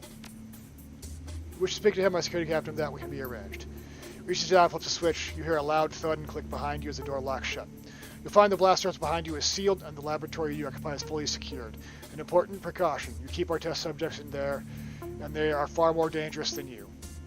I won't permit you to cause any further harm, Shadowrunner. You remain trapped where you are and for your own good.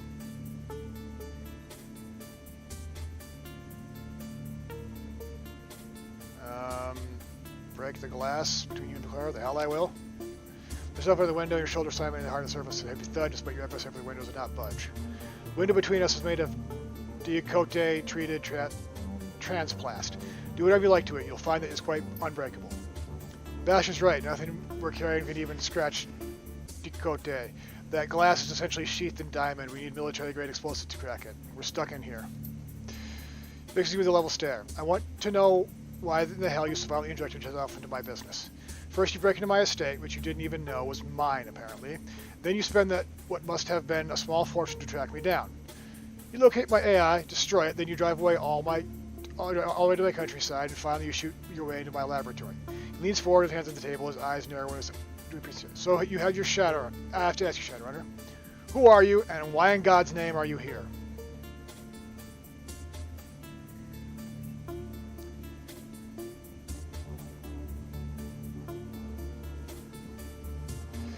We came to find you, Leclerc, to help us stop Firewing, except that Firewing wasn't the one after us at all. It was you all along, wasn't it? To help you stop Firewing. It's ironic. But yes, you are correct. I'm the one who's been hunting you, the one who has sent Apex and Audrin after you. Going to pay for that, you bastard. You attacked the Cubisar, Leclerc. Why kill Paul Amsel?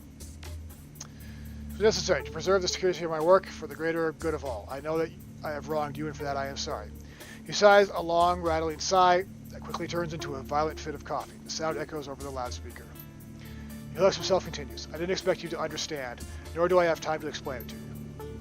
He straightens, glances back at the screen to his side, and curses. Now, I must know, how did you learn that I was still alive? How did you even know to look for me? Did someone send you?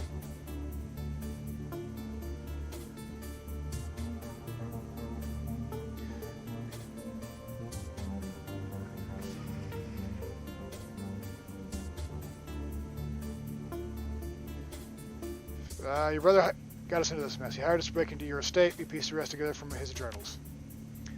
My brother, Hermie, it's been years. Have you seen him? How is he? Brow furrows next up towards you. You well?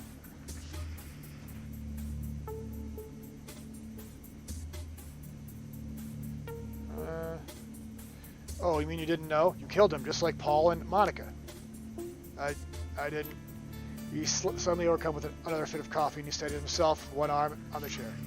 Apex, I should have never trusted that thing. Oh, Hermie, the things I've sacrificed, all of this, all for Panacea, all for tonight. Your modified virus? What's tonight, Doctor? What are you planning with Panacea? Yes, you know about it then. Panacea is my life's work, a permanent solution to an age-old problem. It will mean the end of dragons, not just Firewing, but all dragons. It's straight. You had a bad experience with one dragon and now you're going to wipe out an entire species? Leclerc fumbles in his pockets, produces a fresh cigarette. He lights it, shaking his hand, and breathes deeply. The orange glow of the cigarette flares bright. When he exhales, the words spill out of his smoke. Firewing burned and murdered and caused untold damage in her bestial rage, until the Dragonfall, until I stopped her.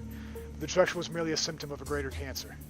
Firewing wrought destruction with fire and claw. The dragons of today, Lothweir, Dunkelzahn, Celadri, they kill and conquer with subtle tools, deception, manipulation, corruption.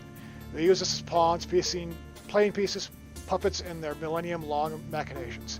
Well, I mean, Dunkelzahn is, at least trying to help us. Oh yes, dragons are a cancer.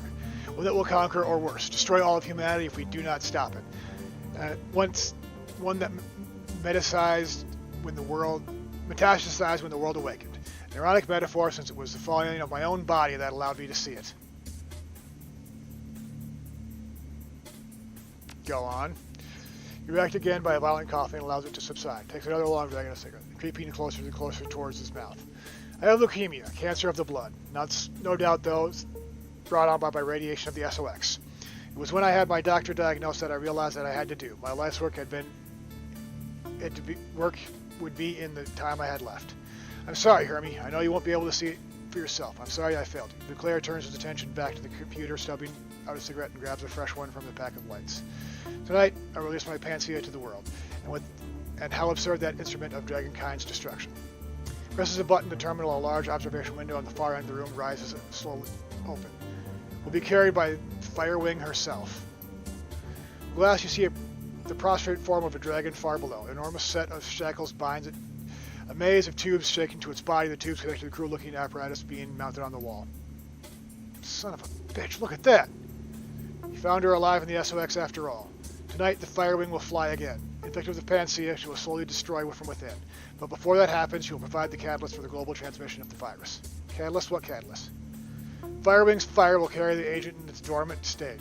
Any metahumans exposed will become carriers, will spread the disease to other dragons. The carriers will be infected with Panacea as well, but it will not harm them. To non-dragons, it is a nuisance, nothing more. When the critical mass carrier is achieved, my Panacea will become unstoppable. It will spread across the globe in a relentless tide. However, if it does not reach this critical mass, it will fuzzle, die out, become inert. Hence the need for Ground Zero, a flashpoint for a mass infection event. Sorry, Hermie, I know how you loved your flux state, but that doesn't matter now. It must be Berlin. You're going to sick Firewing on Berlin? He continues to work to fill his feverish energy. To save the world, yes. For Panacea to work, Berlin must burn. A sacrifice, one for the greater good. Firewing will breathe her infected fire upon Berlin. Thousands will die, and through that destruction, the virus will take to the air. A critical mass of Berlin's metahuman population will be exposed. No one will even think to quarantine the city until it's too late. The flux state lacks any centralized authority. Corporations will evacuate their own. Thousands will flee the city infected. Oh yes, Hermie, Berlin is a perfect flashpoint. It wasn't supposed to happen tonight. No, but this little intervention of yours leaves us no choice. So let us see. Tonight's wind pattern dictate the ground zero will be the Tempelhof Schrogenberg. Highly populated, the virus will spread quickly enough from there. It's only a few kilometers from the Crew Bazaar. Crew Bazaar, my favorite cafe is in the Crew Bazaar. Look, you're crazy. You're probably going to die, but we are not letting you get away with this. Nonsense. You sealed tight in that laboratory. Impotent. Stop me. The old man eyes a cigarette butt in his hands, fishes another one from the pack and lights it with it first, then returns to his console. Reaching to the side for a microphone, he mutters something in the receiver. You can just barely make out this name, Audrin. Returns address you again, the voice level shaking. Security will be here soon. They will take care of you. Do not worry, you will not be harmed. The sacrifice that I'm making tonight is necessary evil. It cannot be helped, but so long as you remain confined, I see no reason to kill you.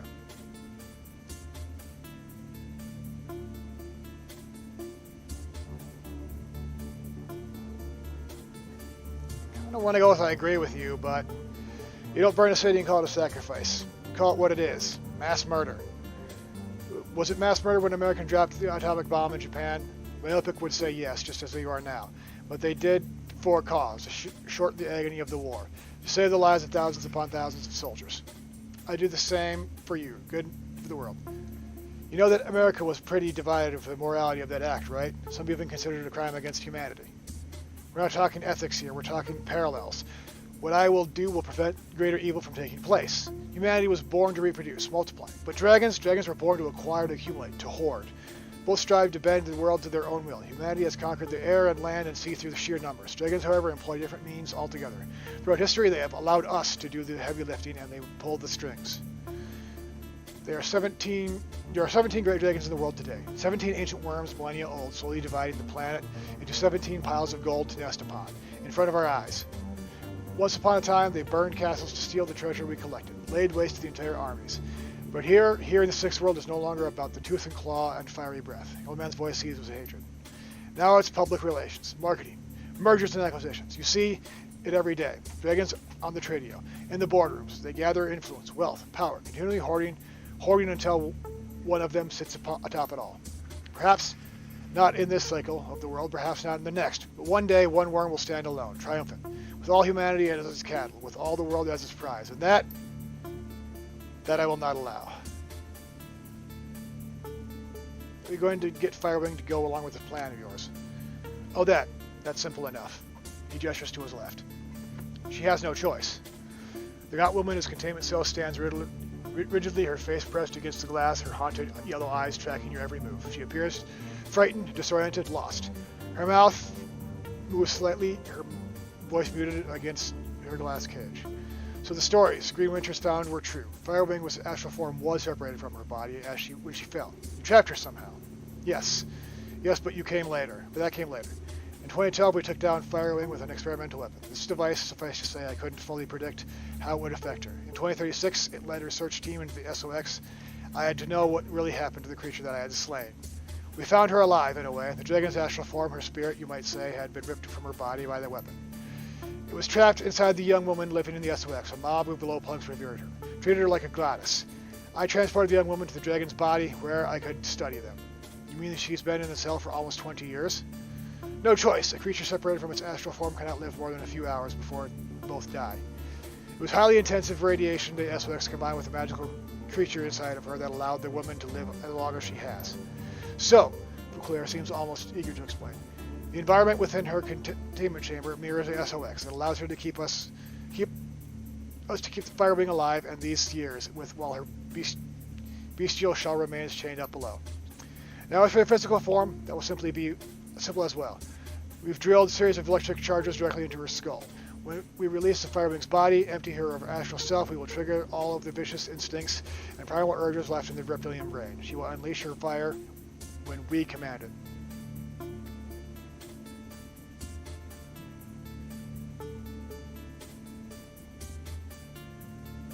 I'd go insane if I was trapped for 20 years. Misplaced empathy. The beast blazed a path of fiery destruction across Germany. But no matter, I have no more important things to do than debate morality with this. Firewing must fly, Berlin must sacrifice, and it must be tonight. Now, where is that damned Audrey? The plan of yours killed your brother. Was it really worth it? No, nothing can make that right. Nothing. Damn it, Hermie, why couldn't you just let me go?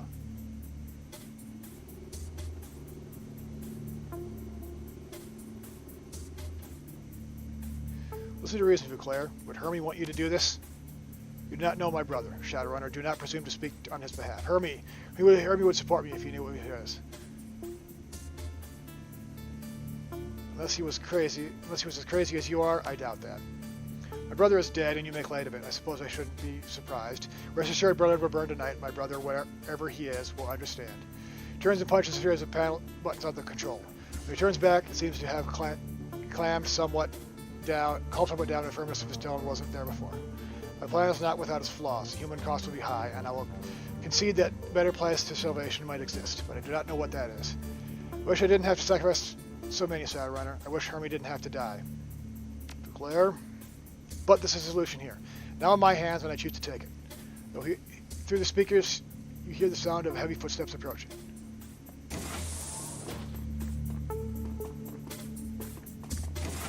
That looks control, if you ask me. Audrey, good. It's time you showed up. Sorry, Doctor, we were waking up a dragon's physical form requires some care. But the procedure is ready to begin now. You should see it. The orc sneers at you from behind his glass, scarred features writhing in a dancing light of Claire's module. Looks like you're trapped with the thugs you were taking to matter. Yes, it won't be a problem any longer. With Apex gone, the security system still compromised, we'd best still hurry. Oh, and Audrey, don't forget to clean the containment unit afterwards. The virus will kill a Firewing along with the rest of it. When it does, her astral form will perish as well. Human hosts or no. We're going to stop you, Claire, and we'll find a way, and we'll make it painful. Quiet! Audrey twists away towards the glass. Everything ready in the chamber, Dr. Claire. I think you should start the procedure yourself. Yes, my friend. Claire brings a cigarette to his mouth and inhales sharply, holding it for a long moment. It is time, Hermie. Let's do some good. I will begin the infusion process. Audrey, please make our guests here are securely locked away before you come down. I'm sorry. I'm sorry for your friend Paul Amsel. Sorry for Frau Schaefer. Sorry for Krupzar. I'm sorry for Berlin. I wish there was another way.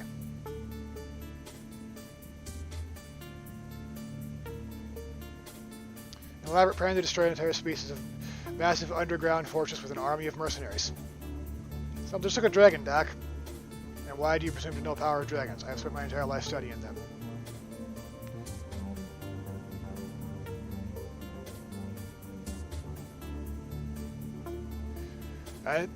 Then you should see my point. You're acting like a dragon. Perhaps I am, but for one difference. I'm a man. I am finite. A man gathers power, wields it for his lifetime, but nothing more. His work will fade, lost to the inevitable entropy that decays all. Oh, he may create a dynasty that will stand for a time, but this dust will not reap its benefits. The clear voice stating now for a moment in his age, illness, and his fatigue fall away. Dragons are immortal. Time means little to them. What they will, and no power can truly stop them unless it's death itself. War, plague, famine, nature's setbacks, merely setbacks, avarice, eternal. No Shadowrun, I am not one of them, no more than you are. Nuclear looks down at it for a long moment and turns and exits the room. Well, I am an elf, so, I mean, you'll be around a lot longer than you would. Hi again, long time. How's Ansel doing? No hole in his brain? Heal up okay? Try it all you want. If you get out of here, you'll wish you never set foot in the Cubazar. Afraid that's not going to happen. The lab's locked down tight, like Doc said. Test subjects they keep here don't play well with others. Dangerous, nasty things. They don't smell great either. But you'll see for yourself in a second. Test subjects. Yep, Doctor didn't want to stress the dragon system too badly, so we collected some research specimens. Similar genetic expressions. You'll see. Listen, I gotta go. Have fun with the test subjects while I'm gone. He grins, flips the switch in the console, hear the hiss of doors loading nearby. If you're still alive when I get back, I'll put a bullet in your or something. Well, that was nice of him.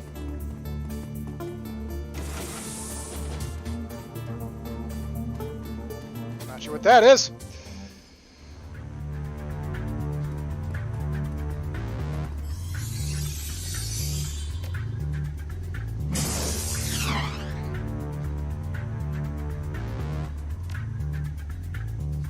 Nope.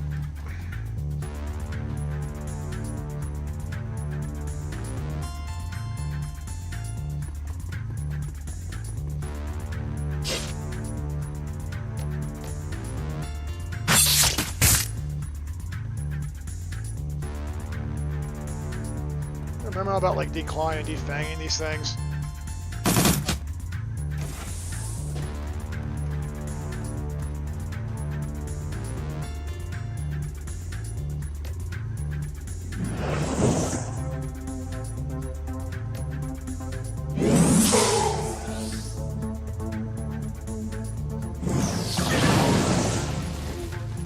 Oh, great. These things explode when they die.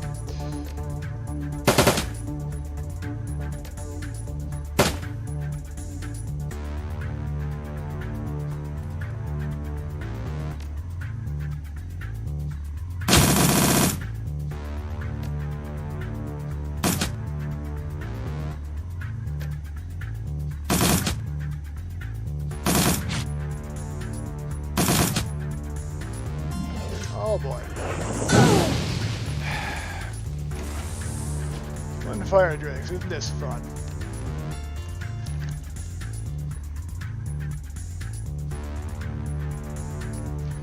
And there's more.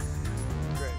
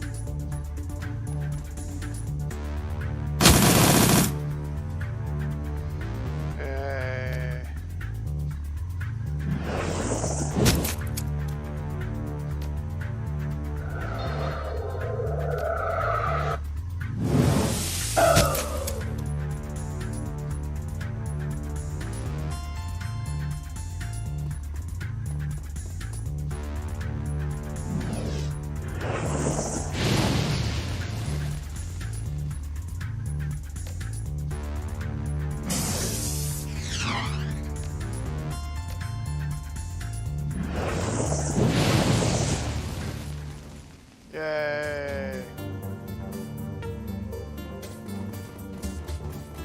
Medical supplies they got here. Yeah, I wish I could just use it.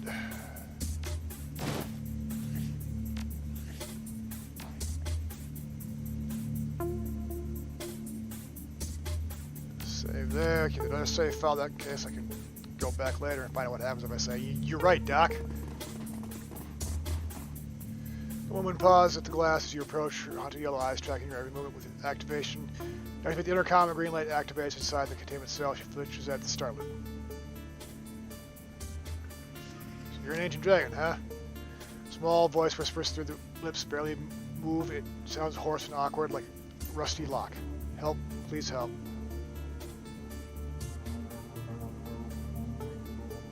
How do I free you? I don't see an instrument panel for this cell. The guts. Find the guts. By my body. Machine. A machine that keeps me trapped in this jar, this bubble, this prison. Break it, break it, break it. Can't get to the guts, I can't get out of this room. I know of a way to free yourself. Then you help me. A deal if you agree with me. Free me. So go through, Kassir, be careful. I mean... They say never deal with a dragon, but what the hell? We'll help you. Grant you release. And you will pay me in kind. Yes, you've escaped this room, the panel of the floor. There is. You drop down. Find your way into the guts of this place. There my body, a machine breaks it. Break it, break it. Got it. I'll break the machine.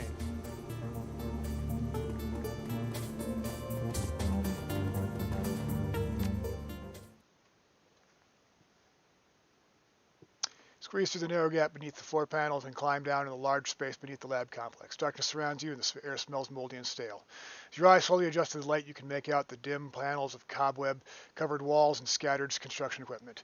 Judging by the dust and disrepair, this place appears to have been abandoned long ago. Meanwhile, somewhere else beneath the Hartfield Manor, Dr. Ada Claire is preparing to wake a dragon and unleash an unsuspecting Berlin. I mean... Compared to the lab above, the room is almost impossibly quiet. A small amount of lights filter from the narrow passage above you. There appears to be light fixtures surmounting the walls, but there is no sign of a light switch.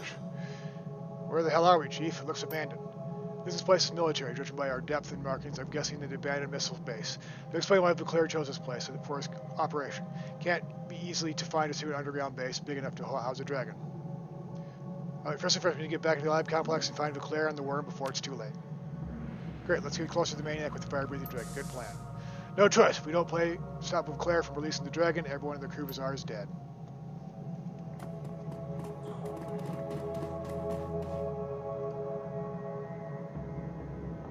Start the generator.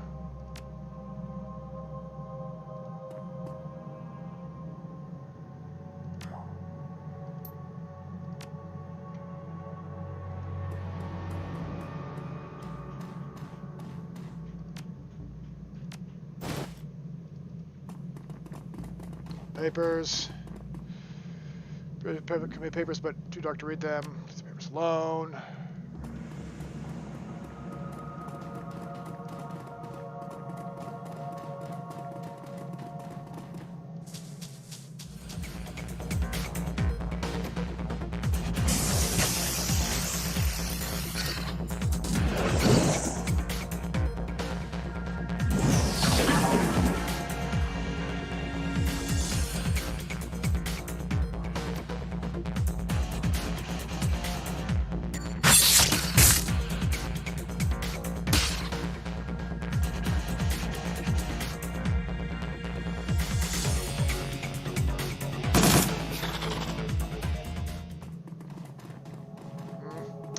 Said, let's groove into that song.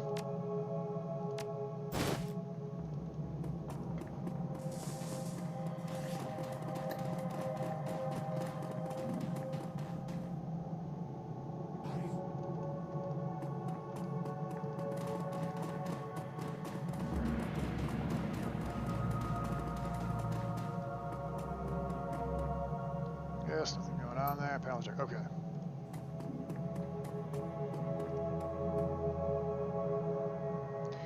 Portable gas generator, standard pull cord is large.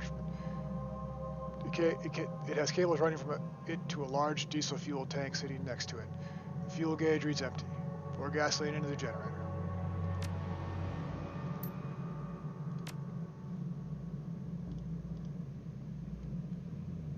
Diesel fuel.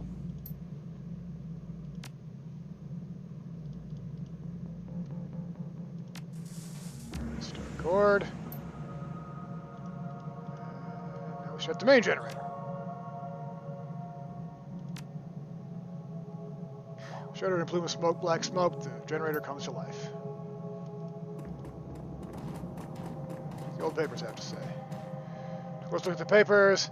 As light touches the paper, crumbles to dust. You can make out small crap that contains the other.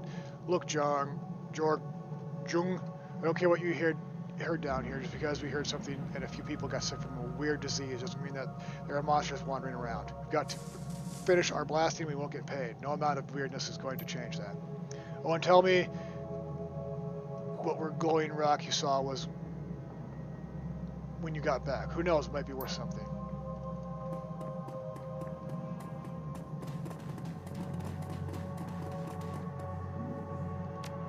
The door.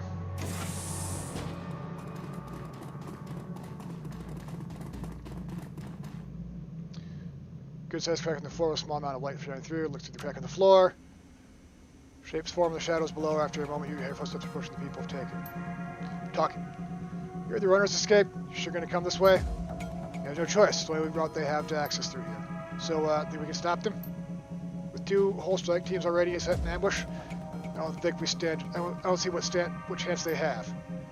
Well, you have your own one who's gonna have to explain it to Audrey if he gets past us. Which is why we're gonna not screw up. Got it? As soon as any of these doors opens, you shoot. Got it? I got it. Look away. All right.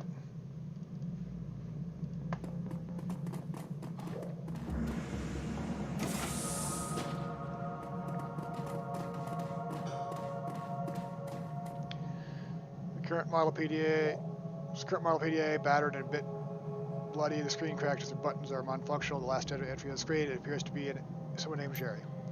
Can't believe they sent my squad down here to search for those escaped fire drakes. No one's been in these tunnels since the awakening. Who knows what the hell else is down here? Hope these Scorp sightings are just nerves. If a drake and a Scorp see each other, they'll tear each other to pieces. Must be natural enemies or something. They seem to hate each other even more than they hate us. Don't have to report back to Audrey with nothing but drake pieces to show for our time.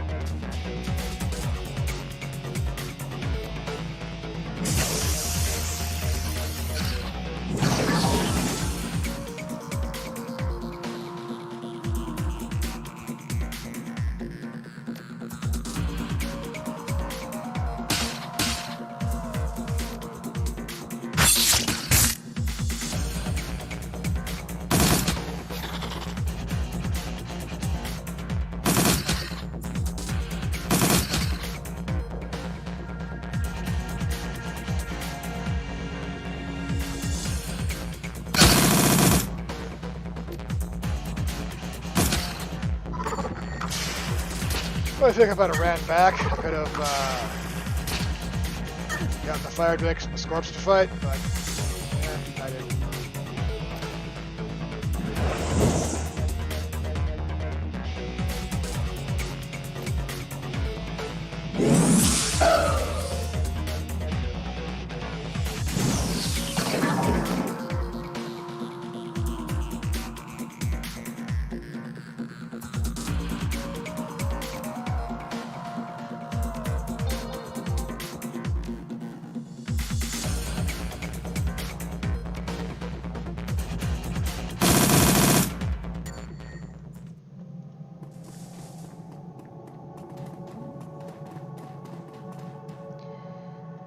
perception to peer at the rock.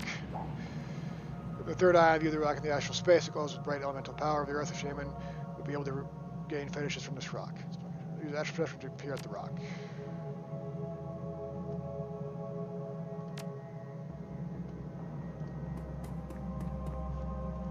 Yeah. Back at the floor.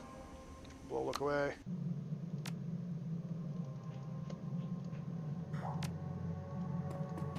I imagine if I had, what's his face, the shaman, he'd probably be able to get something from that rock, but I didn't bring him along, so.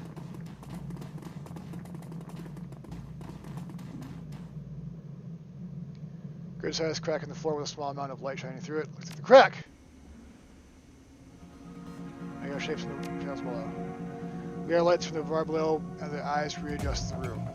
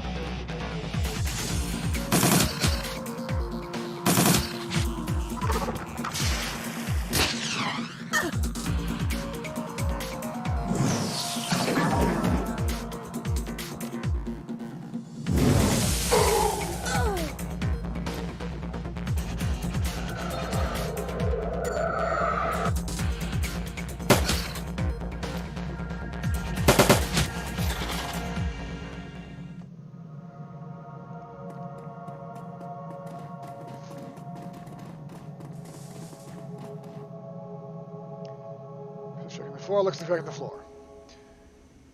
Just shadow below you can't make anything out. Alright.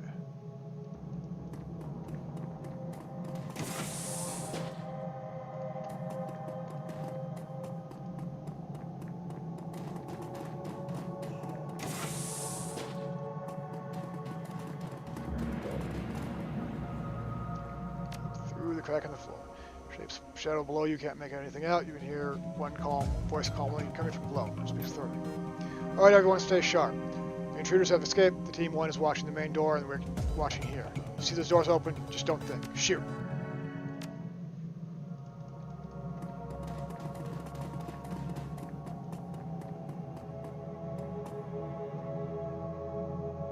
This floor has been hole drilled into it. You can see explosives within.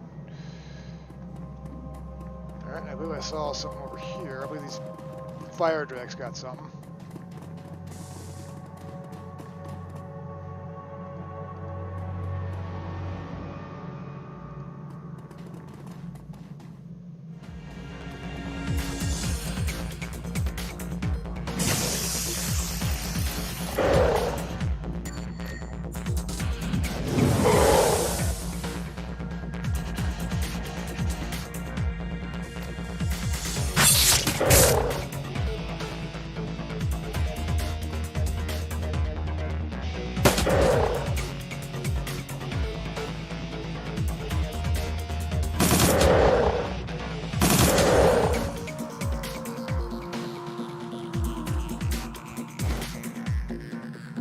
ID card, awesome.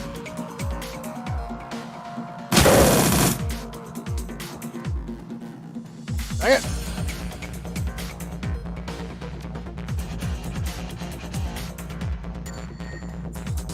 This. We're gonna find it.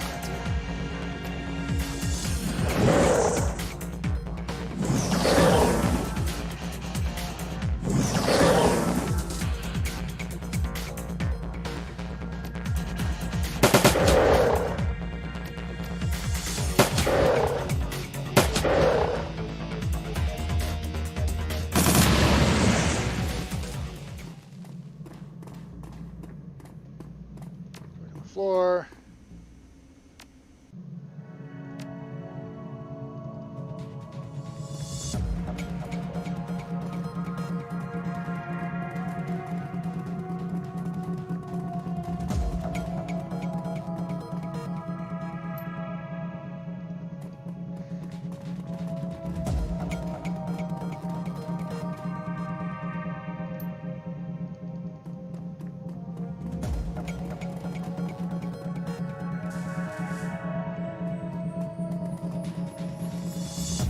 Let's get the RFID card. We can get something here to set up those explosives. I feel like we can set up those explosives. Otherwise, why would they give us the card? There's to be an old radio control box that has a simple online LED readout and just plastic buttons with the labels. Armor explosives. All seen is clear of all personnel.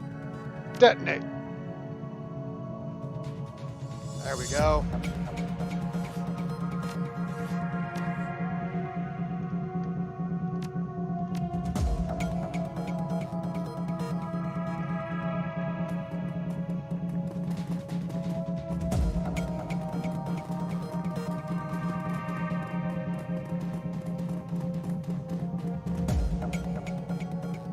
Quite deep, and a direct drop from this height would certainly be fatal. There's no sign of movement below.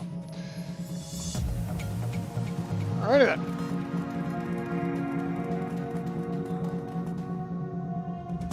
The vent is large enough to fit through. You can slide down through the mysterious deep metal duct. The experience will look more thrilling side rather than the fatal side.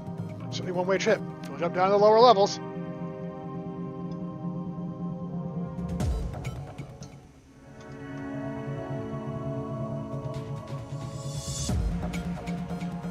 The ventilation system is aging measure button. Save the image after PDA.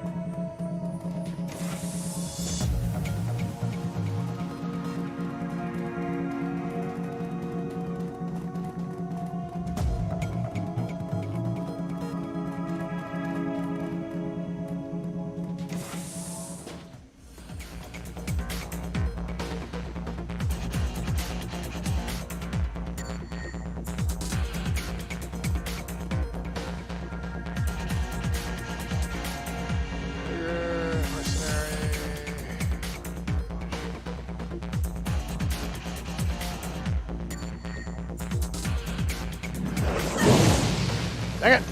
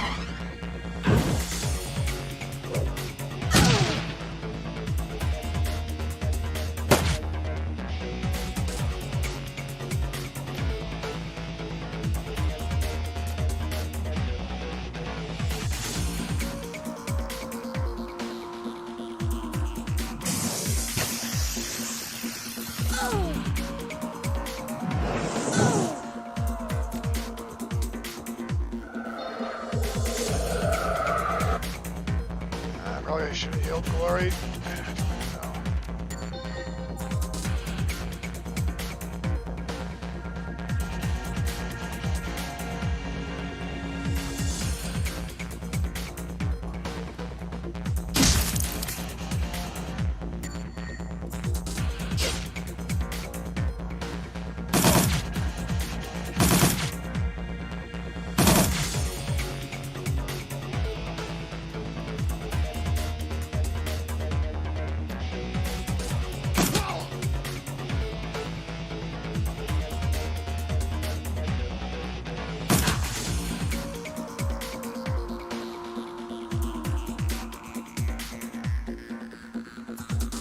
Well, enemy turns.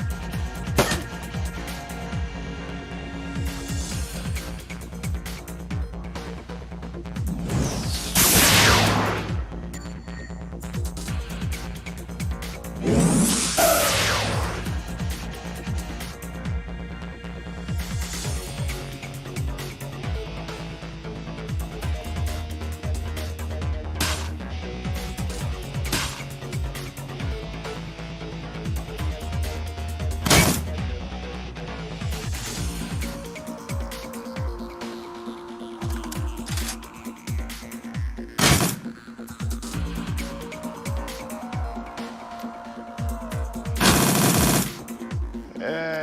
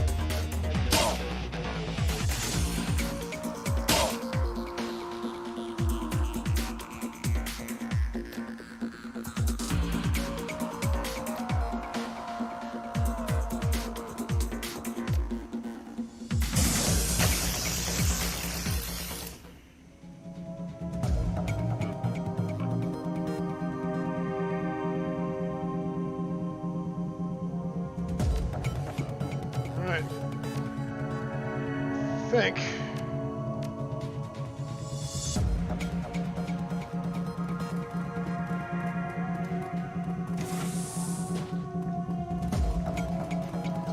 Go, although I might be able to go around.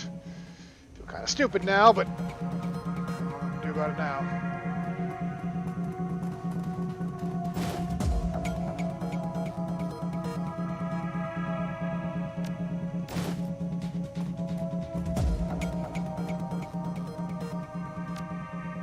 Med kits.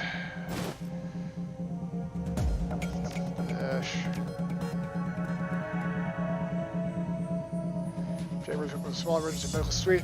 It's designed to automatically treat major tissue damage in high trauma situations. Minimum energy field should be online. Make sure you stand by. Heal up. Show meds needle prods or structures administrated unknown chemicals your body feels fully healed. Awesome. We go in there and it's just gonna be. Yep.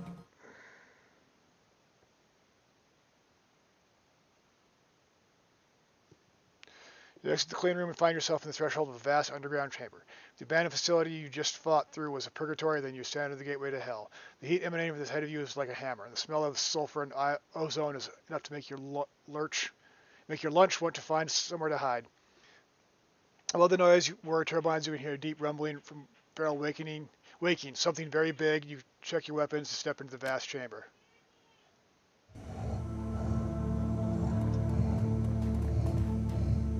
The smell of sulfur and ozone filled the cavernous chamber despite the whir of silver high the heat is tremendous.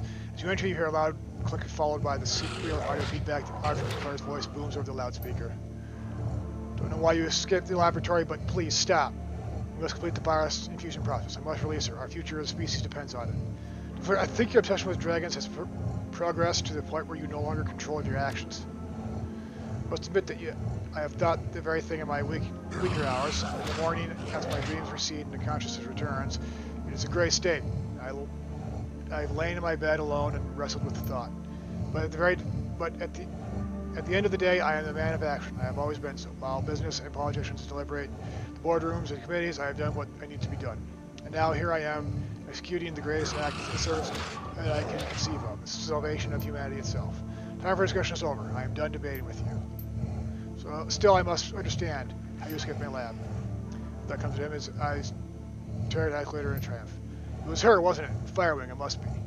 You've made some sort of deal. She helped you escape. In return, you will help her rejoin her dragon body. You're kind of paranoid, aren't you? What did you promise? You gold, jewels, eternal life. She offered to them to me as well, for decades. Doesn't matter now. The infusion process has begun. The dragon is waking soon.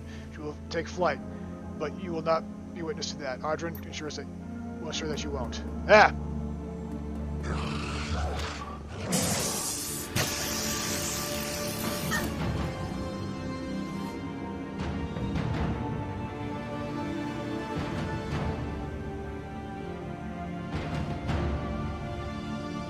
Look what this does.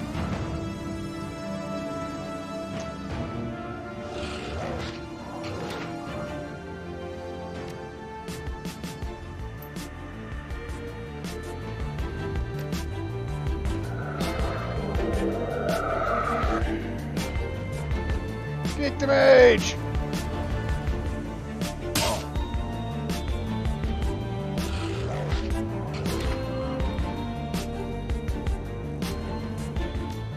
Again.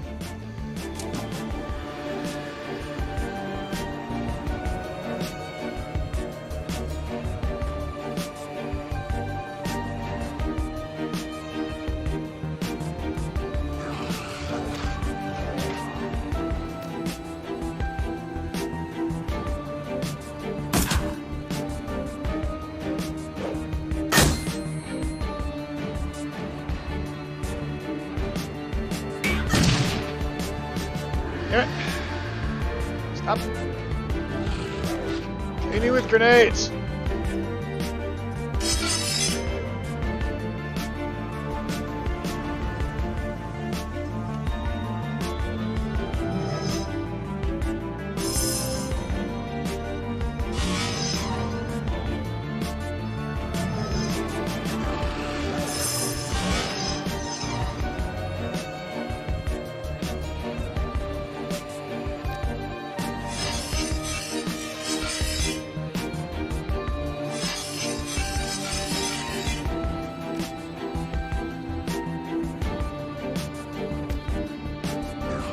Load!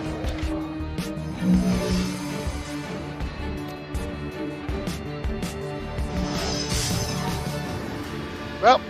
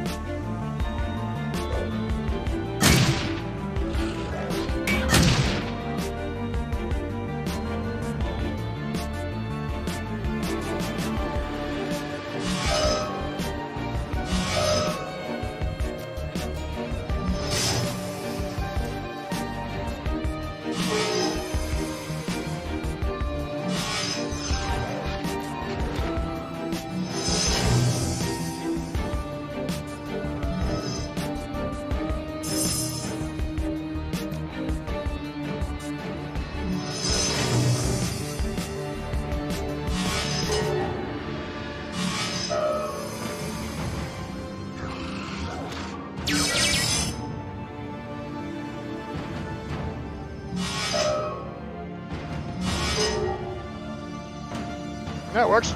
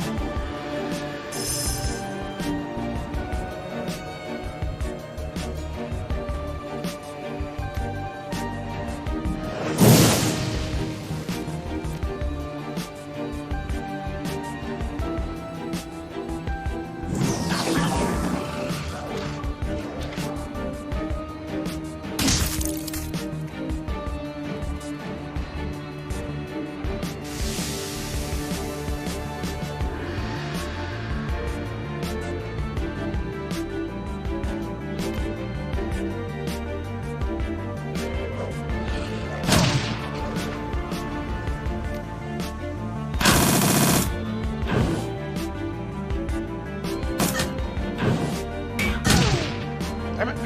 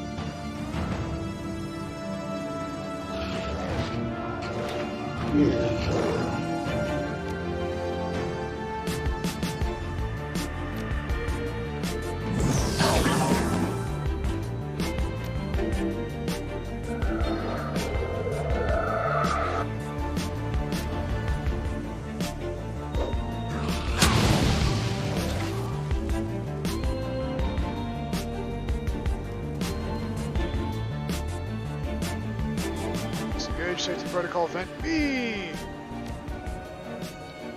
The virus infusion process will automatically be initiated after emergency venting.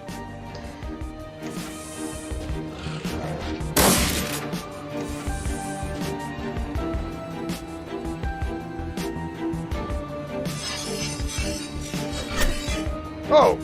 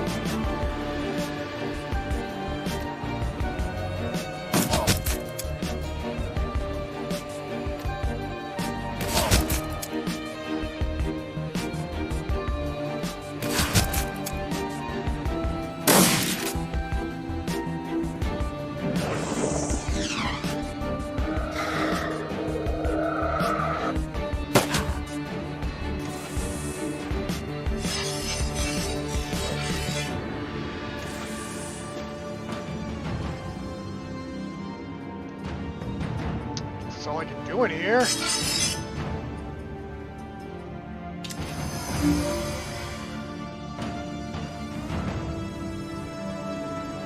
Crap, that's not what I wanted.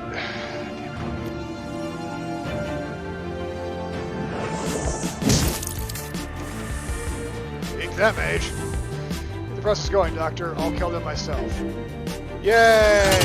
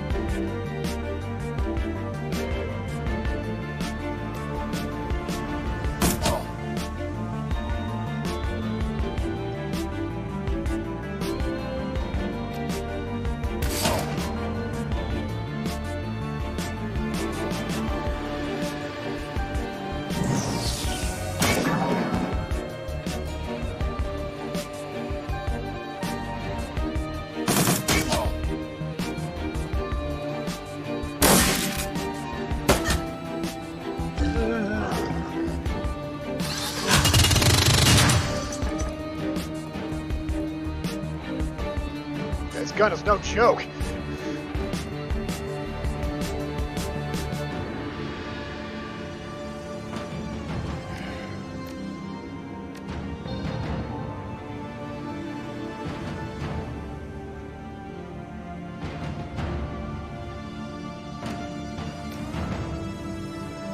Like a fireball. I didn't like that, did you?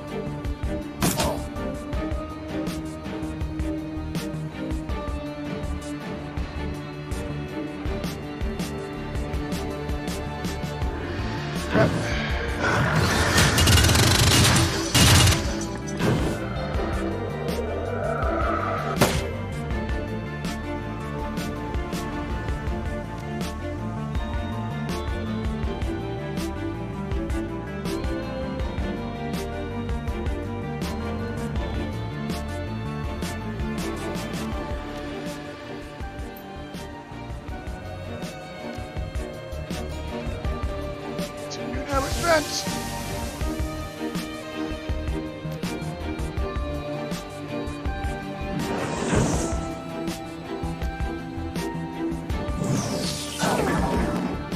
Damn it.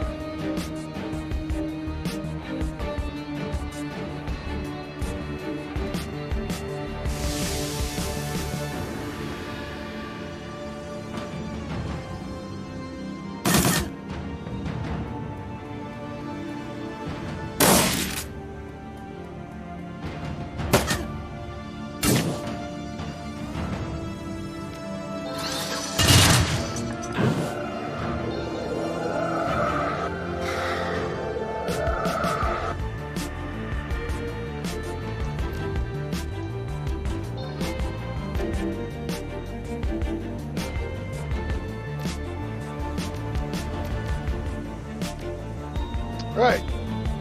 Hold that thing out for no reason whatsoever.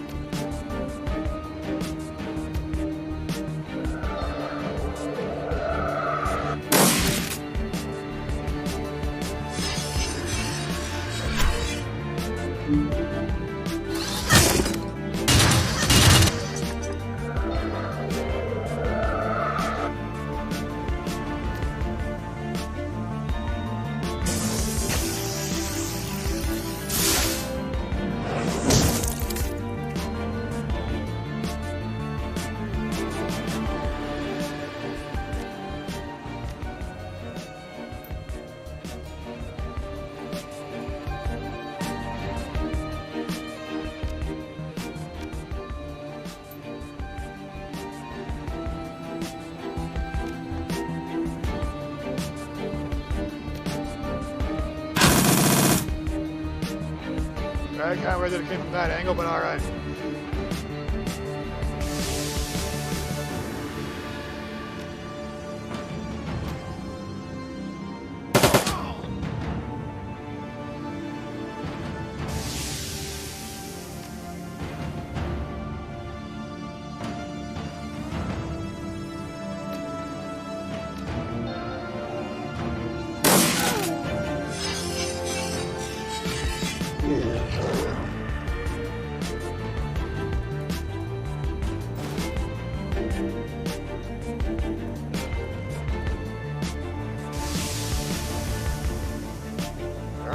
been aborted, yay!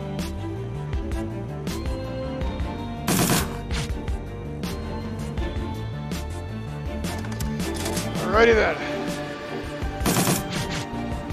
This is gonna get annoying. I'm gonna have to do that the whole time.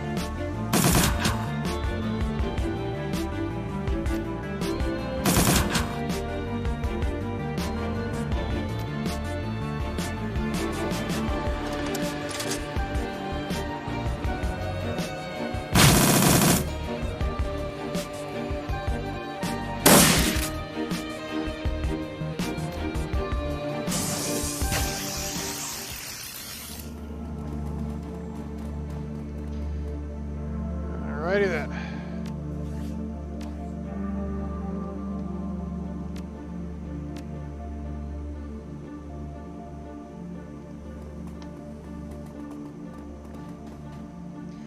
Once again, the transplant's window separates you from the edge of the Claire, but this time his steadfast will is gone, his stands motionless, his hands, his sides, his eyes dead. Spent. The strength that drove him, the steely resolve that couldn't be shaken by the sickness or time or age is gone. It's theirs now, the world, all theirs. Doesn't have to be that way, Doctor. You still make a difference. I'm old, dying. My blood betrayed me long ago when I met radiation of the SOX. The worms will continue their machinations to consolidate their power and execute their tribute. And humanity? We're no more than treasures to them. Favorite baubles to be collected, items to be traded, resources to be spent or hoarded. He sweeps his eyes across the carnage that was his. Life's work until they come to rest on the dragon, he grits his teeth. 42 years, and we finally had our chance to make a difference, and you destroyed it. I gave everything I had, everything I ever loved. I'm sorry, Hermie.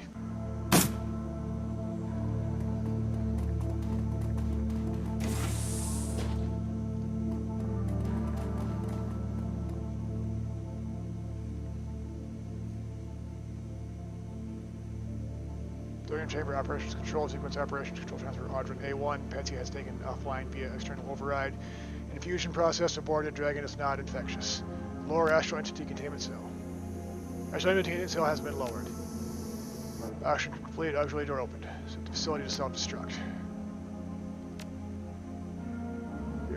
As you're about to tap your finger on the key, you feel a hand clasp your shoulder. Hang on.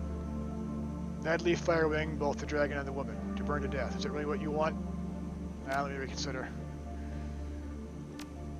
Oh, walk away. Alright. That's right.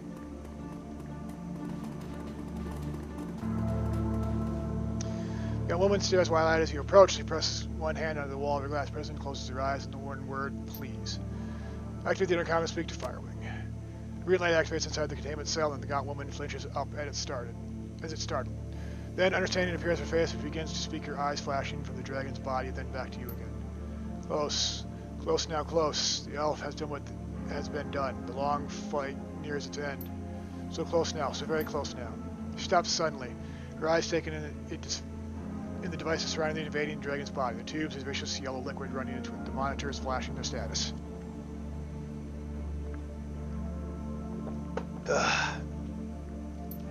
Recognition and horror explodes on her face as she screams in a long, mournful wail. Beauclair, no, no, I am defiled, defiled! Her voice contorts into a mask of fury and her mouth wide open, her wider should be possible. Her neck cranes forward, her head swings from side to side, she hisses her rage. She slathers her spit, hitting the glass between you as she speaks. Spoiler, pissant, vermin, pig, dog, he dares touch my sacred me. Shall rend him, flay him, burn, burn, burn, nothing left but ash. She stands there panting for a moment, spent, her eyes narrow, focuses her eyes over. It will be slow, Beauclair, I'll make it slow, delicious. Beauclair is dead, Firewing. That woman breathes a ragged breath, releases slowly, and she begins speaking again. Her voice is flat. Will you release me now, elf? Make me whole again? Whole. Maybe first you need to answer some questions. You dare. No, ask. Your questions, little elf. I may escape this cage. The longer sleep awaits. The long flight will finally end. Why'd you do it? Why'd you kill all those people? Cover your mouth with your hand, look in horror eyes. You did do it, right? Burned thousands of people to death? She glares over at her body and nods her head. Burned, yes. All's cold, also cold. I woke to the cold, the gray. Where is the green elf? Where is the green? What is this? What is the green? The mother, lost. What have you done, little elf? What have they done? How do I know you wouldn't hurt anyone else? Swear it. Fire Swing will swear it. Well then, very well then. Swear it. Swear, yes, swear. Swear thou not to hurt man, no beast. No tree, no crop, no building. Firewing will fly to the long sleep until the next age of the world. For the forever tasks, the shelter, the shield, the shepherd. The shepherd? Sacred, it's sacred. The deed must be done, the shelter, the shield, the shepherd. Now let me go, or end me, but release me, release. Spell conjuring, use that perception fire swings aura. Eyes light up, reveal tubes and machinery of eclairs and fusion chambers called the D gray. You look right, beast entangled in the coldest metallic plastic. Although it still glows with life, you know that the aura radiating from it, Dragon's body is damaged, sickly dull. The gaze down to the left, the woman trapped in the cold cell. A harsh white light blazes from her aura, temporarily blinding you, causing shimmers of blue globules to dance before your eyes. Sir, can you hear me? I think she's gone bye-bye.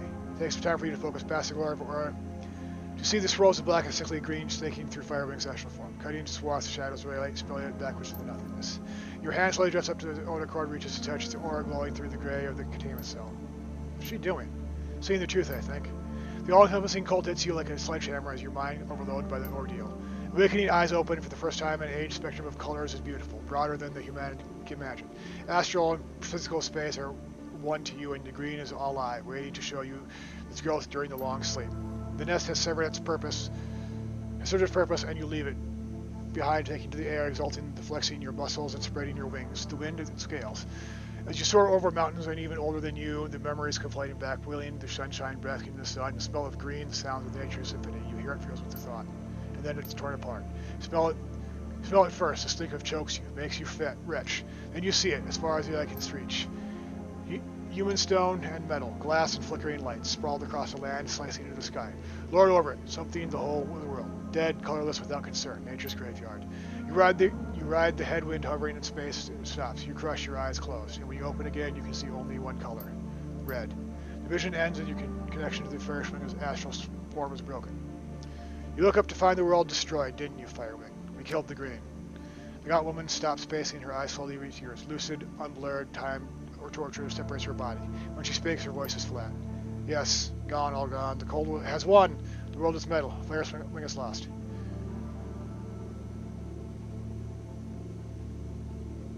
You're not lost. You said you would be again. Remember? The eternal task, yes. Sleep, the long sleep, to begin again, next stage of the world.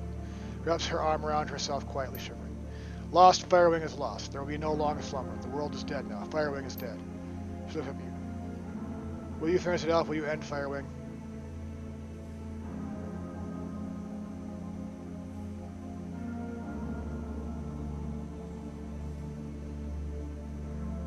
No, Firewing. A forever task requires patience and faith. The next world could be better. I have been ripped from my body, little elf, imprisoned in imprisoned in this cage. Tortured longer than the span of an entire lifetime. I have been defiled. The green is defiled. Well, there is no forever for me. Forever is dead. I do not want to sleep the long sleep. I want to oblivion. End me, elf. The green needs you, Firewing. You are her shelter and her shield, her shepherd. Do not abandon her. I cannot abandon what does not exist. The green is gone. No, the cold hasn't won. Don't forget the elves. They still tend the green.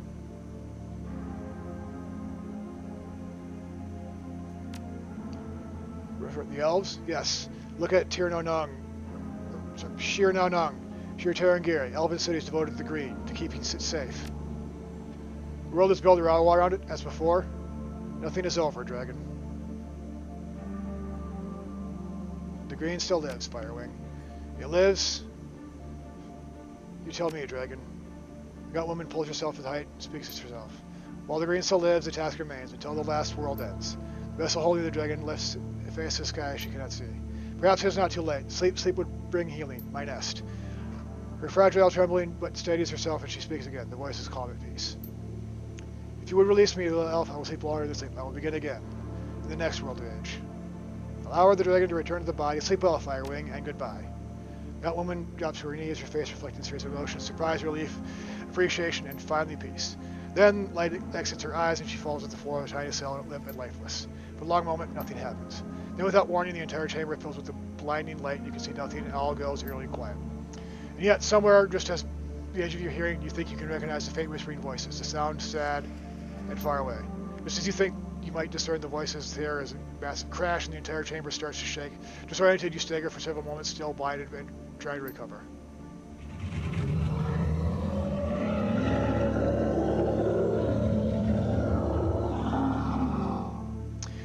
You say yourself and sense returning to time and see the faint form of the dragon disappearing in the distance. The Firewing is gone.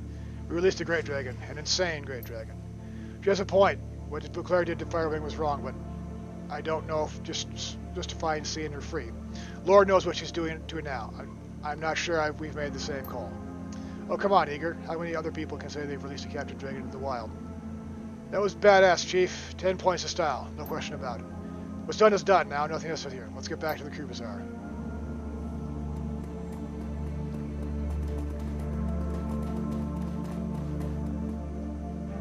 So self-destruct. Yes.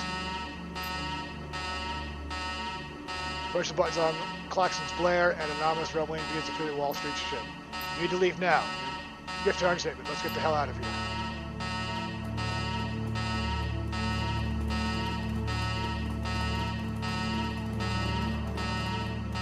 You know, probably could have done a little bit longer last time and got this one done on time, but oh well.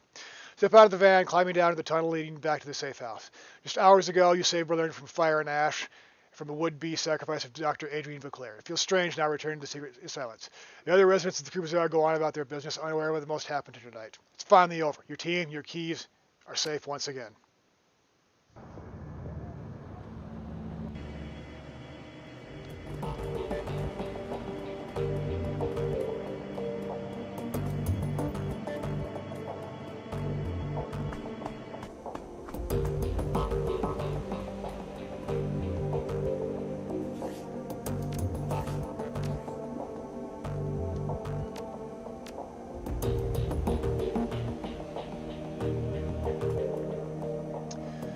The team is waiting for you to walk in. Their faces are haggard, their shoulders slumped. Was there a point to this, Kassir? We lost Paul, we lost Monica, the crew bazaar, so many people are dead. It was just supposed to be a simple job, remember? A milk run. Get in there, estate, snatch some data, and get home in the time for worm talk on the trip.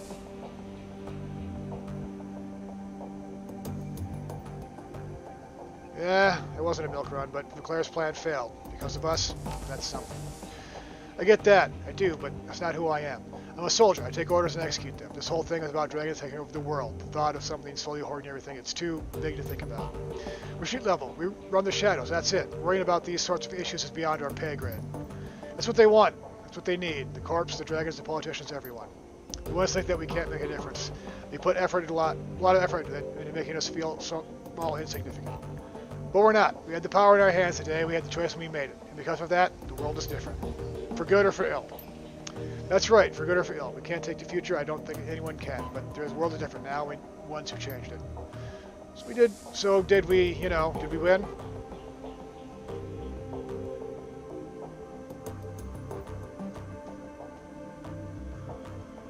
I'll tell you what we did, we avenged Monica and Paul. That was what we set out to do and what we did. Yep, I avenged my girlfriend. You watch the team take this in, Eager nodding her agreement, Glory standing ahead of lost in thought. Dietrich frowning eyes on the floor. Blitz fiddling with his deck and pretending not to understand. Eager breaks the silence. So now what? Monica's gone, Paul's gone. We keep running together, or it's just the end of the road?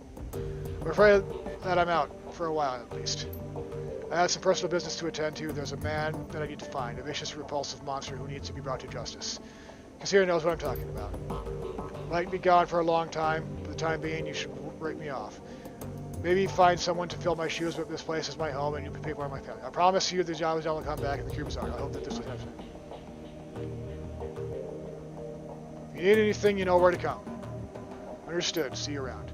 I'll miss you, love. Be safe. Well, I'm in. Getting kind of old for shadowrunning, but I'd rather die in the shadows with you people than live. I don't know. I thought that I had something going there. Whatever the point is, I'm in. That was beautiful, man. So, see you gonna stick around for the coup bazaar and keep running the shadows with me? You've done a hell of a job. I'm happy to follow your lead. I'd never run with a team this good. I'd be stupid to give it up. Right there with you, Kasir. What about you, Blitz? Almost definitely totally in. Totally. Insane dragons, assholes with enormous machine guns, devil dogs that hump your leg when no one's looking. This place for me, no question about it. How can I say no? Dante humped your leg?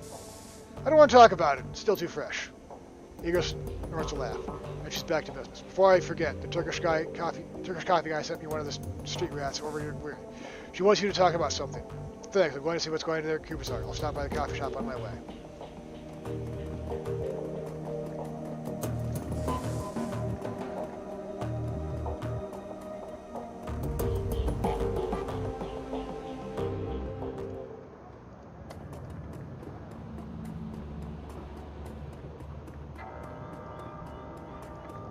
Alright. Well, John, you got anything to say? John hums tonelessly to himself as he fiddles with one of those many talismans. He sees he or she is absent, the clear-sighted one. To be certain, the elf is to be heralded with much praise. Algernon half dream, though her release of the great worm will have ramifications to be sure. The day is full of portent. Portent. What do you mean, portent? The fire-winged worm is not a minor player in the great cycle. The effects of her release will resonate across time and space. Is that good? For some. Good is a children's term in the world without connection, without nuance. Before the next cycle's end, Firewing Worm will speak again in the voice of the maiden.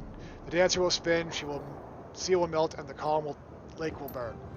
Make it sound like a bad thing. You're not just half dream. It must be going, and soon.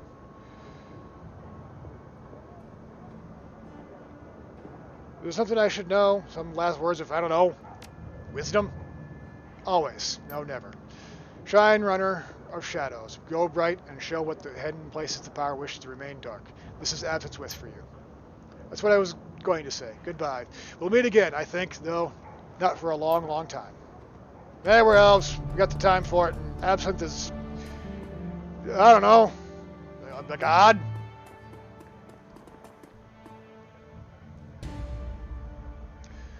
And I'll very proprietor said as I may speak with you again. Oh, mistress of mayhem. I have a proposal for you that could prove most lucrative. Fortune will surely upon our blessed partnership, if you will accept. Listen, O master of hyperbole. With the passing of Herr Amsel, may God bestow his mercy upon him, you find yourself without a fixer. I wish to offer my services as to your regard. You will find what Alton Burkazi is most connected in business savvy partner. Sounds like a match made in heaven. Alton, how do we start? Already probably potential client, O blessed one. A most prosperous one, with deep pockets. He is eager to meet you. When he was ready to move on to the Brandenburg Tor, he will find you there. Brandenburg Tor. Got it? As soon as I finish up, we'll meet him. Alright. Let's go do this.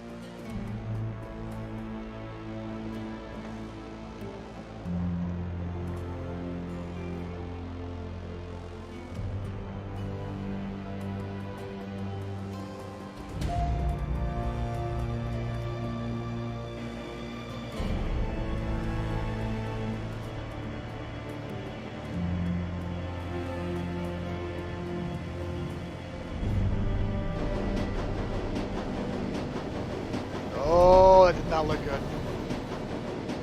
The train car is empty except for the man in the immaculate Italian suit. You notice him watching you for several minutes with the train rumbles towards Brandenburg Tor. Finally, he speaks. The stranger's words come out in slow, deep, melodious tones.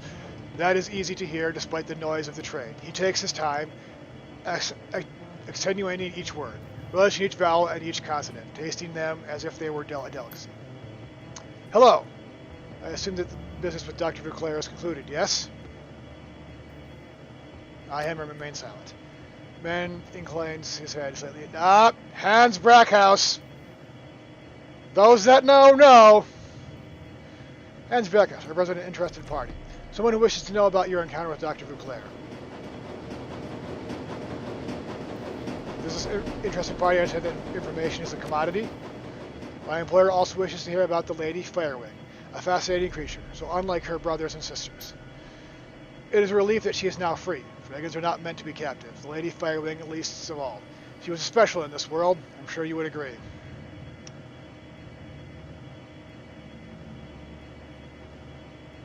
Maybe. Let's face it.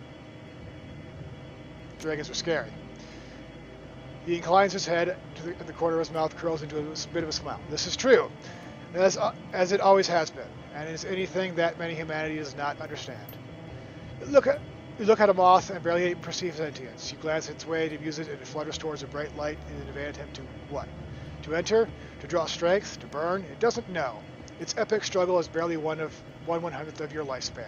The sum total of its existence is nothing against the vast scale of your struggles, your hopes, your dreams, which could fathom in a thousand years. Poor moth.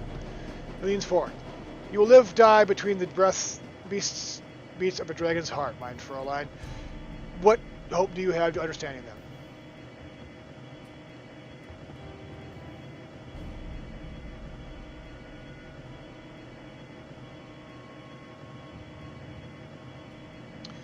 No kidding. Insane dragons are even harder to understand, but I was able to get through to her for a moment at least. Were you? Were you indeed? I'm pleased to hear. What did you learn?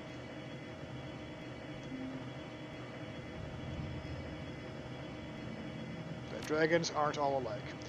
That is a facile lesson, but yes, dragons are individuals, no different from humanity in a regard, but even with their differences, Firewing stands apart. The Lady Firewing was a nurturer, a caregiver, rare among her kind. Where her brothers and sisters saw the world as a prize to be won, she saw it as a garden to be tended. Can you imagine? For world upon world, the great dragon Firewing brought wisdom and succor to countless souls. And she loved it, exalted as a goddess. When she awoke from her long slumber in 2012 and saw that the world had become what made humanity into the garden she had tended for great ages, she struck. Struck with rage, regret, frustration, and anguish of a mother whose child had played with fire and burned the house down, killing themselves in the blaze. She unleashed fire, death throughout the years. And now, she is free again. And insane, the perfect addition to the Sixth World.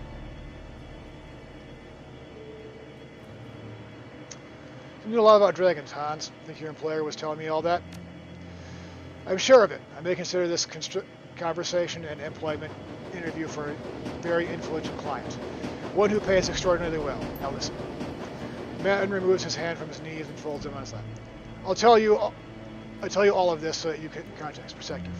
Before I ask you, this Dr. Leclerc's weapon had not required dragon fire.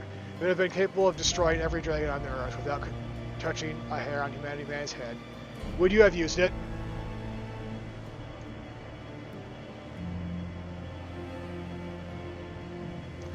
I don't think so. Who knows what would fill the power vacuum left behind? Indeed, there are more things in heaven and earth than are dreamt of in your philosophy. Things you do not wish to know. Well, on that business at hand, my employer wishes to secure the team services for a series of operations that will likely require the remainder of 2054. Depends. Who's your mysterious employer of yours? It is no mystery who was working for the great dragon law firm. Perhaps you have heard of him. What makes you think I'm going to make a deal with the dragon? Because you have already been working with him for some time now, my name. Or did you think Green Winters had found the Harfeld matter on his own? Well, this puts a new spin on things, doesn't it? The rattle in the wheel, the clack gives away the shimmering speech. Gradually, the train begins to slow. He glances up at the U-Bahn map at the wall in his mouth. This is my stop. Coming?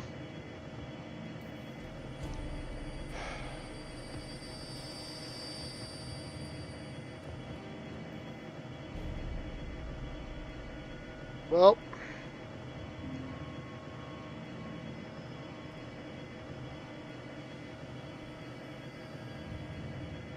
what do you know? Looks like this is my stop too. Train comes to a halt and the doors open. Brackhouse stands, brushes off his Italian suit, and exits without another word. You turn to follow your eye catches advertisement for worm talk above the subway car door. Brackhouse glances back, and from the platform you light of the car reflecting yellow in his gaze. You step out of the subway and follow him up the stairs into the Berlin night, into the shadows. Alrighty then. Berlin's news fax contains just one report of a large-scale explosion in the countryside east of Berlin. An abandoned castle reportedly consumed in a massive fireball that shakes the countryside and leaves a crater 60 feet deep. A natural gas leak is suspected, and the location is soon cordoned off by unidentified corporate forces. The news is eclipsed with Satyr Crypt announces its acquisition of Aryan Space, the last remaining arm of the European space program. The Fluxus anarchist rule remains until 2055, when joint corporate forces acting with the support of the German government invade the city. It is widely known that the Great Dragon Lockwood is responsible for orchestrating this action. After weeks of fighting and surviving, anarchists are forced to retreat eastern part of the city. A truce is signed in 2060 and Berlin is again divided by a wall. The Great Dragon Dragonfall is elected president of the United States, of the United Canadian American States in 2057. He's promptly assassinated by the lead, and he leaves the inauguration party at the Watergate Hotel while in human form. Popular opinion is that another dragon is responsible. Only dragons can kill a dragon, but those in the shadows hint that the action powerful blood magic is the cause. Grading photographers of a large winged creature crossing the full moon above the Harz Mountains calculate the German for several years. Conspiracy theorists think this is evidence of a new great dragon has emerged, but no further sightings are reported in interesting ways. The name of Dr. Idris has since been lost in the shadows. Alrighty then. With that, yeah. So that was Shadowrun Dragonfall. Yeah. You know, there's another Shadowrun game I could play, but I don't know if I'm going to play that on stream or not. I got some ideas for next week, but with that, I hope everyone enjoyed. I know I did because it's Shadowrun, and Shadowrun's amazing. I hope I inspired you all at least to go out and try the game. But with that, till next time, everybody.